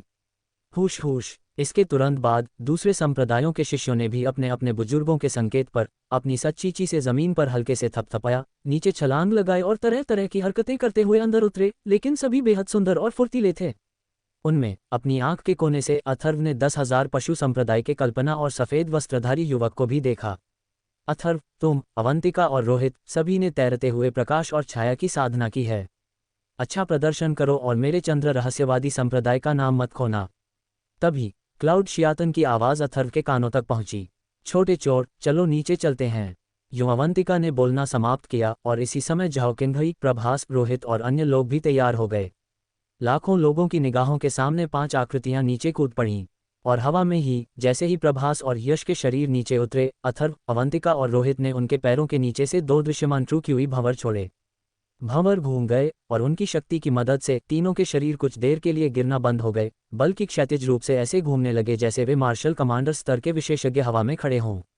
तुरंत तीनों के शरीर उछल पड़े। अवंतिका सबसे पहले अपने नाजुक शरीर के साथ उछली। उसका शरीर हवा से उड़ते पत्ते जैसा शान और खूबसूरती से नीचे तैर रहा था। एक टाइट सूट उसके खूबसूरत और आकर्षक उभारों से लिपटा हुआ था। उसकी खूबसूरत मुद्रा किसी परी जैसी थी। उसी समय अथर्व और रोहित ने भी अपने शरीर घुमाए, हवा में 720 डिग्री नीचे उतरे, अपने साथ एक घुमावदार हवा का प्रवाह लेकर। उनके कपड़े हवा में नाच रहे थे। उनकी हरकतें अविश्वसनीय रूप से स्वतंत्र और सहज थीं। फिर वे एक बाईं ओर और एक दाईं ओर अवंतिका के पास उतरे। अच्छा! अखाड़े में प्रवेश करते ही तीनों के इस दांव को लोगों ने तुरंत ही जोरदार तालियां बजाकर सराहा। देखने वालों में से भी कुछ लोग ऐसे थे जो इस हुनर को पहचान गए। संप्रदाय गुरु यून, आपके चंद्र रहस्यवादी संप्रदाय का तैरता हुआ प्रकाश और छाया वास्तव में असाधारण, अविश्वसनीय रूप से सूक्ष्म है। अगर इस बार भी आपका चंद्र रहस्यवादी संप्रदाय शीर्ष 3 में नहीं आता है, तो आप तैरते हुए प्रकाश और छाया के एक सेट का उपयोग करके उन 3 उच्च स्तरीय गहन मार्शल कौशलों में से एक बना सकते हैं जो आप मुझे दे रहे हैं। कैसा रहेगा? 10,000 पशु संप्रदाय के संप्रदाय गुरु यिन ई ने हल्की मुस्कान के साथ कहा। हाँ, अभी नतीजे आने में 5 दिन बाकी हैं। संप्रदाय गुरु यिन को इतनी जल्दी नहीं सोचना चाहिए। क्लाउड शियातन ने मंद मुस्कान के साथ कहा, तीनों के अभी के प्रदर्शन से बेहद संतुष्ट।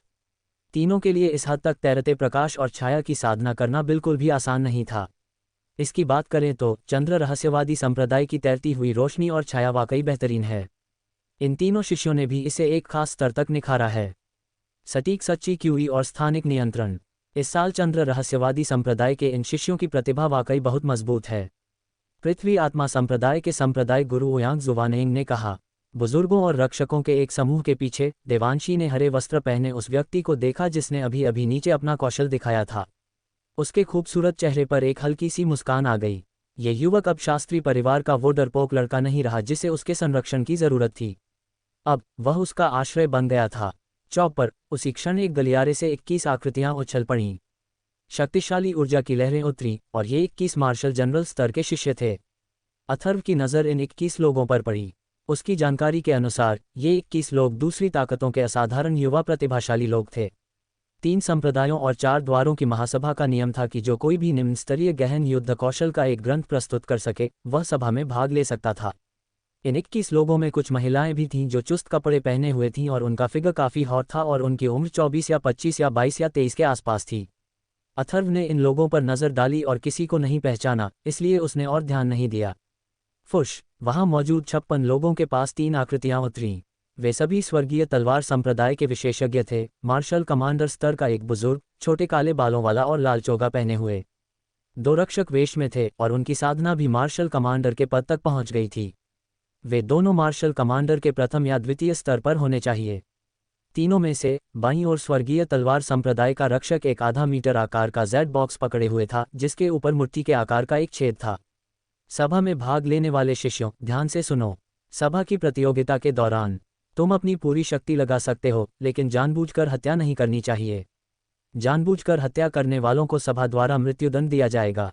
जहां तक न्याय के मानक का प्रश्न है, मैं और 3 संप्रदायों तथा 4 द्वारों के सभी विशेषज्ञ निर्णायक के रूप में कार्य करेंगे। यदि कोई प्रतिद्वंद्वी हार मान लेता है तो तुम्हें आक्रमण जारी नहीं रखना चाहिए। यदि कोई पक्ष लड़ने की क्षमता खो देता है या मौखिक रूप से हार मान लेता है तो उसे पराजित माना जाएगा। प्रतियोगिता के दौरान तुम अपने सुरक्षात्मक पशु या पशु सवार को अपनी सहायता नहीं करने दे सकते। 10,000 पशु संप्रदाय के शिष्य केवल अपने जीवनबद्ध पशु को ही बुला सकते हैं, अन्य पशुओं को बुलाने की अनुमति नहीं है। क्या ये स्पष्ट है? स्वर्गीय तलवार संप्रदाय के लाल वस्त्रधारी वृद्ध ने कहा।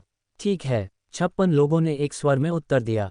प्रतियोगिता के नियम उनके संप्रदायों के बुजुर्गों द्वारा पहले ही समझा दिए गए थे। और अथर्व असहाय हो गया जब उसने बुजुर्ग यांग से सुना कि 10,000 जानवरों वाले संप्रदाय के शिष्य अपने जीवनबद्ध जानवरों का उपयोग कर सकते हैं। 10,000 पशु संप्रदाय मूल रूप से 3 संप्रदायों और 4 द्वारों में शामिल होने के लिए अपने पशु वशीकरण विधियों पर निर्भर था। वे राक्षसी पशुओं के साथ खेलते थे ताकि 10,000 पशु संप्रदाय के अनुयायी अपने जीवनबद्ध पशुओं का उपयोग युद्ध के लिए कर सकें। युद्ध में दूसरे संप्रदायों के शिष्य आमतौर पर 10,000 पशु संप्रदाय के शिष्यों का सामना करने से हिचकिचाते थे। कुल मिलाकर 10,000 पशु संप्रदाय के शिष्यों से निपटना दूसरों की तुलना में कहीं ज्यादा कठिन था। अब हम पहले दौर के लिए लॉटरी निकालेंगे। इस जेड बॉक्स में 56 जेड टोकन हैं, जिनमें से प्रत्येक पर 1 से 28 तक के 2 टोकन अंकित हैं। जो टोकन संख्याएं मेल खाती हैं उन्हें प्लाजा पर पहले से ही अंकित प्रतियोगिता क्षेत्र संख्याओं में जाना चाहिए। दूसरा व्यक्ति आपका प्रतिद्वंद्वी होगा। यदि एक ही संप्रदाय के 2 शिष्य 14 नंबर निकालते हैं तो उन्हें 15 नंबर के टोकन से अदला बदली करनी चाहिए। यदि संयोग से 15 नंबर के दोनों टोकन भी एक ही संप्रदाय के शिष्यों द्वारा निकाले जाते हैं तो उन्हें 16 नंबर के टोकन से अदला बदली करनी चाहिए, और इसी तरह जब तक अदला बदली पूरी न हो जाए। क्या तुम समझ गए? लाल वस्त्रधारी बुजुर्ग ने फिर पूछा। समझ गया, भीड़ ने जवाब दिया। सभी ने अपने अपने संप्रदाय के बुजुर्गों को यह नियम समझाते सुना था, इसलिए उन्हें समझना मुश्किल नहीं था। चून की जोड़ियां लॉटरी से तय होती थीं, इसलिए एक ही संप्रदाय के किसी व्यक्ति से जोड़ी बनाना संभव था। एक ही संप्रदाय के शिष्य एक एक करके तब तक अदला बदली कर सकते थे जब तक कि अदला बदली पूरी न हो जाए। तो फिर आगे आकर पर्ची डालो। स्वर्गीय तलवार संप्रदाय के लाल वस्त्रधारी बुजुर्ग के बोलने के बाद स्वर्गीय तलवार संप्रदाय का रक्षक जेड बॉक्स पकड़े हुए भीड़ के पास पहुंचा। सभी ने एक एक करके जेड बॉक्स में हाथ डाला और एक जेड टोकन निकाला। अथर्व ने जब जेड टोकन निकाला और हाथ खोलकर देखा तो वह 8 नंबर का था। उसने बगल में अवंतिका के हाथ में रखे जेड टोकन पर नजर डाली जिस पर 16 नंबर लिखा था। अपनी संख्या के अनुसार तुम में से प्रत्येक अपना अपना क्षेत्र ढूंढो। जब सभी ने एक एक जेड टोकन निकाल लिया तो लाल वस्त्रधारी बुजुर्ग ने फिर कहा, फुश। पैरों के नीचे सच्ची चीलिए कुछ आकृतियां चमक उठीं और अपने अपने क्षेत्र ढूंढने लगीं। विशाल चौक पर स्वर्गीय तलवार संप्रदाय के अनुयायियों ने पहले से ही 1 से 28 तक के क्षेत्रों को चिन्हित कर लिया था। जिन लोगों को एक सांकेतिक संख्या मिलती थी उन्हें बस अपने अपने क्रमांकित क्षेत्र में जाकर अपने प्रतिद्वंद्वी से मिलना होता था। अथर्व, मैं पहले जा रहा हूँ, क्व दाओजुए ने अथर्व से कहा, फिर छलांग लगा दी। छोटे चोर, सावधान रहो, अवंतिका ने धीरे से कहा। उसके पैरों के नीचे सच्ची क्यूई की एक चमक थी और वह भी अपना क्षेत्र खोजने चली गई। अथर्व ने चारों ओर नजर दौड़ाई। उसके पैरों तले ट्रू क्यूई की एक चमक सी उभरी और उसने जल्दी से चौक पर अपनी जगह पहचान ली। लगभग 800-900 मीटर चौड़े क्षेत्र में 8 नंबर अंकित था। फुश। जैसे ही अथर्व की आकृति उतरी, एक सुंदर आकृति नीचे उतरी जिसके हाथ में एक जेड टोकन था जो 8 नंबर का था। ऊर्जा निकिता, एक त्रिगुणी मार्शल कलाकार। जब उसकी नज़र उस सुंदर आकृति पर पड़ी तो अथर्व की भौहें तन गईं। उसने सोचा भी नहीं था कि उसका पहला मुकाबला स्वर्गीय तलवार संप्रदाय के त्रिगुणी मार्शल कलाकार ऊर्जा निकिता से होगा, जिसकी असलियत वह देख नहीं पा रहा था। इस समय ऊर्जा निकिता भी पहले दौर में 1 और 3 विशेषता वाले मार्शल कलाकार का सामना करने पर आश्चर्यचकित थी और उसकी खूबसूरत आंखें थोड़ी सी सिकुड़ गईं। एल्डर, हमें प्रतिद्वंद्वी बदलने होंगे। तभी सैकड़ों मीटर दूर एक आवाज़ सुनाई दी। एरिया 7 एरिया 8 के बगल में था और एरिया 7 के प्रतिभागियों का सामना 2 साथी शिष्यों से हुआ था, इसलिए वे केवल एरिया 8 के साथ ही अपना प्रतिद्वंद्वी बदल सकते थे। एक स्काई स्वॉर्ड संप्रदाय रक्षक तुरंत दौड़कर वहां पहुंचा। दोनों प्रतिभागियों की जेड पर्चियां देखकर उसने तुरंत एक युवक से कहा, क्षेत्र 8 में जाओ और विरोधियों को बदल दो। एरिया 8 में तुरंत एक आकृति आ पहुंची। जब एरिया 8 में अथर्व की नज़र उस आकृति पर पड़ी तो अथर्व की भौहें तन गईं। ये व्यक्ति कोई और नहीं बल्कि 10,000 जानवरों के संप्रदाय का सफ़ेद वस्त्रधारी युवक था। ये सचमुच एक संकरी सड़क पर दुश्मनों के मिलने जैसा था। 10,000 जानवरों के संप्रदाय के सफ़ेद वस्त्रधारी युवक ने भी स्वाभाविक रूप से इस समय अथर्व को देखा। उसकी नज़र थोड़ी ठंडी हो गई और बिना किसी हिचकिचाहट के वह ऊर्जा निकिता के पास गया और उसके साथ अपनी जगह बदल ली। ऊर्जा निकिता का माथा ढीला पड़ गया। अथर्व की ओर देखते हुए वह तुरंत एरिया 8 से बाहर निकल गई। बस एक बार फिर जोर से लंबी घंटी की आवाज़ सुनाई दी और एक क्षण के लिए पूरा चौक शांत हो गया। 3 संप्रदायों और 4 द्वारों की प्रतियोगिता में भाग लेने वाले सभी शिष्यों, आज की प्रतियोगिता का पहला दौर अब शुरू होता है। जैसे ही आकाशीय तलवार संप्रदाय के लाल वस्त्रधारी बुजुर्ग ने बोलना समाप्त किया, प्रकाश की एक किरण तुरंत चौक से ऊपर उठी, फिर हवा में फट गई, जिससे एक विशाल ध्वनि उत्पन्न हुई। और ठीक इसी क्षण विशाल चौक पर दर्जनों आकृतियां बिना किसी हिचकिचाहट के युद्ध में शामिल हो गईं। सच्ची क्यूई अचानक प्रकट हुई और ध्वनि की गूंज हवा में गूंज उठी, जिससे दृश्य तुरंत ही अद्भुत और रोमांचक हो गया। जैसे ही प्रतिभागियों ने एक दूसरे से मुकाबला किया, उन्होंने कोई दया नहीं दिखाई। हालांकि यह कोई मौत की लड़ाई नहीं थी, लेकिन परिणाम ये तय कर रहा था कि पृथ्वी स्तरीय निम्न स्तरीय युद्ध कौशल का एक सेट कौन जीतेगा। ये सभी के लिए बेहद आकर्षक था। इसके अलावा ये सिर्फ पृथ्वी स्तरीय निम्न स्तरीय युद्ध कौशल का मामला नहीं था, ये प्रतिष्ठा का भी सवाल था। कोई भी पहले ही मुकाबले में हारकर बदनाम नहीं होना चाहता था। इस समय अथर्व हिली नहीं। उसने बस अपने सामने खड़े सफ़ेद वस्त्रधारी युवक को उदासीनता से देखा। बेटे, मैंने तुमसे कहा था कि टूर्नामेंट में मुझसे मत टकराना, लेकिन लगता है आसमान भी तुम्हारी मदद नहीं कर रहा।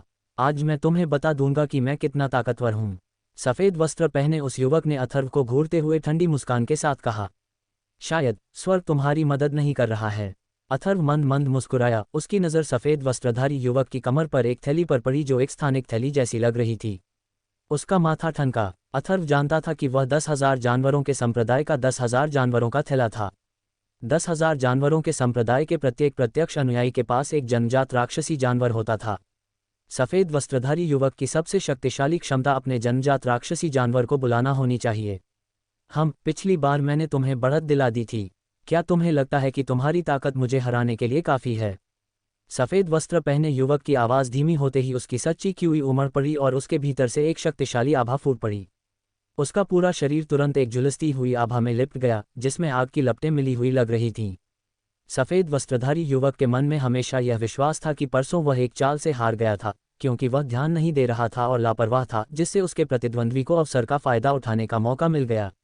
अग्निगोण। अथर्व को अपनी पिछली मुलाकात से पता था कि यह युवक अग्निगोण वाला मार्शल कलाकार था। अथर्व कुछ नहीं बोला। इस क्षण उसकी सच्ची क्यू भी उभर आए और एक शक्तिशाली आभा, जो उसके प्रतिद्वंद्वी से ज्यादा अलग नहीं थी, उसके भीतर से भी फूट पड़ी और अंततः एक हल्के पीले प्रभामंडल में बदल गई जिसने उसके शरीर को ढंक लिया। इस समय दोनों ने खुद को आसपास के शोरगुल से पूरी तरह अलग कर लिया था। आसपास की माचिस की तीलियां भी उन्होंने बंद कर दी थीं। उन्होंने अपने मन को एकाग्र किया और एक दूसरे की आंखों में देखा। उनके शरीर को ढंकने वाली सच्ची क्यू मानो सांस ले रही हो, लगातार सांस छोड़ रही हो और ले रही हो, गहन और रहस्यमय प्रतीत हो रही हो। और इस समय अथर्व के दिल में 3 संप्रदायों और 4 द्वारों के टूर्नामेंट में यह उसका पहला मुकाबला था। इससे ये भी तय हो गया कि पृथ्वी स्तरीय निम्न स्तरीय युद्ध कौशल का एक स्क्रॉल किसे मिलेगा। वह बिल्कुल भी लापरवाह नहीं हो सकता था। अगर वह गटर में गिर गया तो रोने में बहुत देर हो जाएगी। इस समय दोनों एक दूसरे को घूर रहे थे जिससे माहौल तनावपूर्ण हो गया। बहन देवांशी, क्या तुम्हें लगता है कि बॉस जीतेंगे? देवांशी के कंधे पर अपना छोटा सा सिर झुकाते हुए लिटिल लॉन्ग ने पूछा। उसकी छोटी छोटी आंखें लगातार नीचे के हिस्से पर टिकी हुई थीं।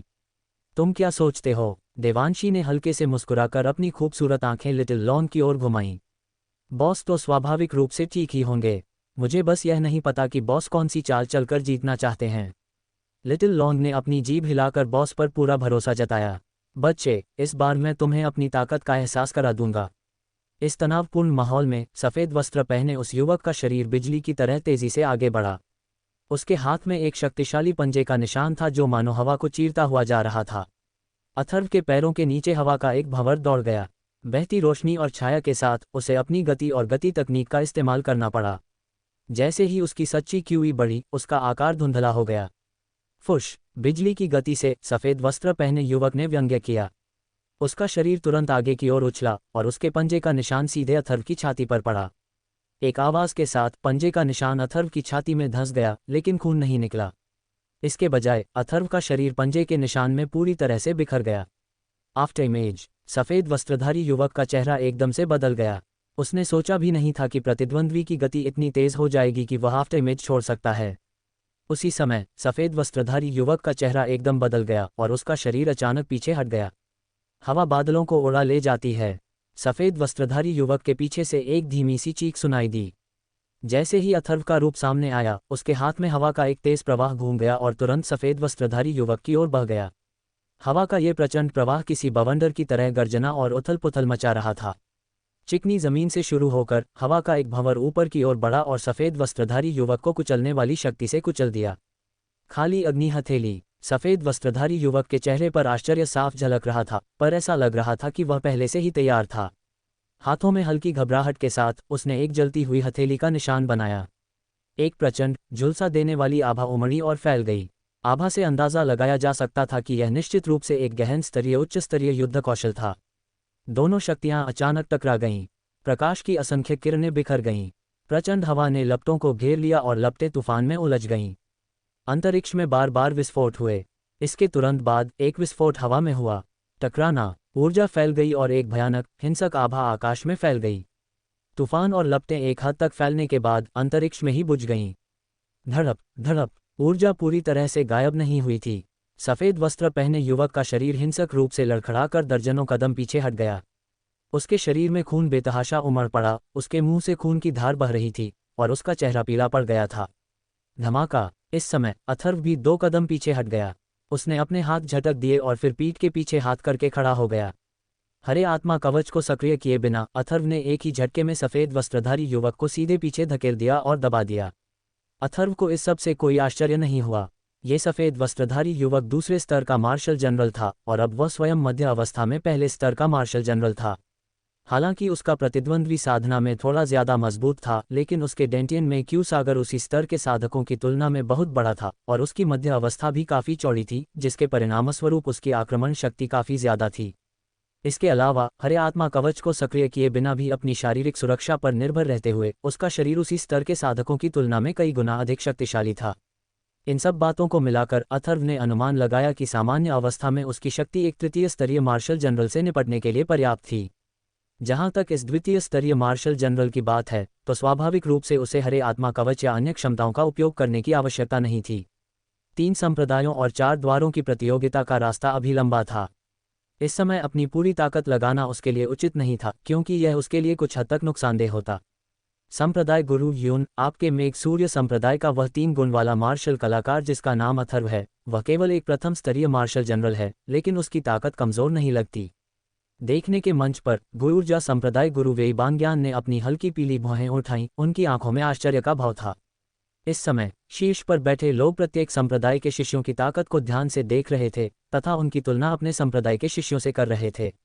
संप्रदाय गुरु वेई, आपके संप्रदाय का वह द्विगुणी मार्शल कलाकार पहले से ही तीसरे स्तर का मार्शल जनरल है, उसकी ताकत भी कमजोर नहीं है। आदित्य नारायण ने हल्की मुस्कान के साथ कहा, उसकी नज़र भी क्षेत्र 8 के बाहर अथर्व पर टिकी हुई थी। वह मन ही मन हंसा, ये सोचकर कि अब यही मेघ सूर्य संप्रदाय का तुरुप का पत्ता और उम्मीद है, इसलिए स्वाभाविक रूप से उसकी ताकत कमजोर नहीं होगी।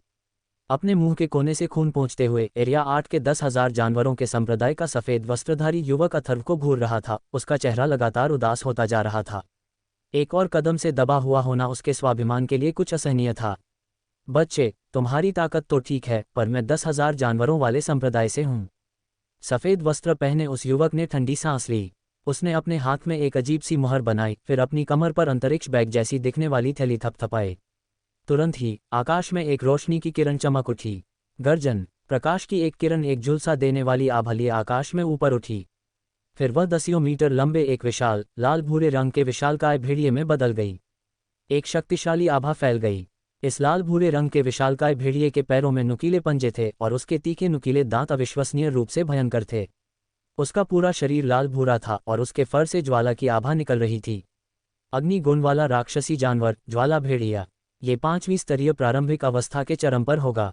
अपने सामने दर्जनों मीटर बड़े राक्षसी जानवर के अचानक प्रकट होने पर अथर्व ने तुरंत पहचान लिया कि यह एक ज्वाला भेड़िया है और उसकी आभा से अंदाजा लगाया जा सकता है कि यह 5वीं स्तरीय प्रारंभिक अवस्था के चरम पर पहुंच गया था। क्या वह पूरी ताकत लगा रहा है? अथर्व मंद मंद मुस्कुराया। 5वें स्तर का प्रारंभिक राक्षसी जानवर उसे परेशान नहीं कर सकता था। मार्शल स्पिरिट इल्यूजन में उसने 5वें स्तर के प्रारंभिक राक्षसी जानवरों का खूब सामना किया था। उसी क्षण सफेद वस्त्रधारी युवक के अजीबोगरीब हाथों की मुहरें तेजी से बदल गईं। अचानक उसके मुंह से एक कौरसार रक्त निकला और उसका चेहरा तुरंत मौत जैसा पीला पड़ गया। किसी समय उसके हाथ में एक औषधीय गोली भी दिखाई दी। सार रक्त और औषधीय गोली आपस में मिल गए। जैसे ही उसके हाथों की मुहरें बदली, औषधीय गोली तुरंत ज्वाला भेड़िए की ओर फेंक दी गई।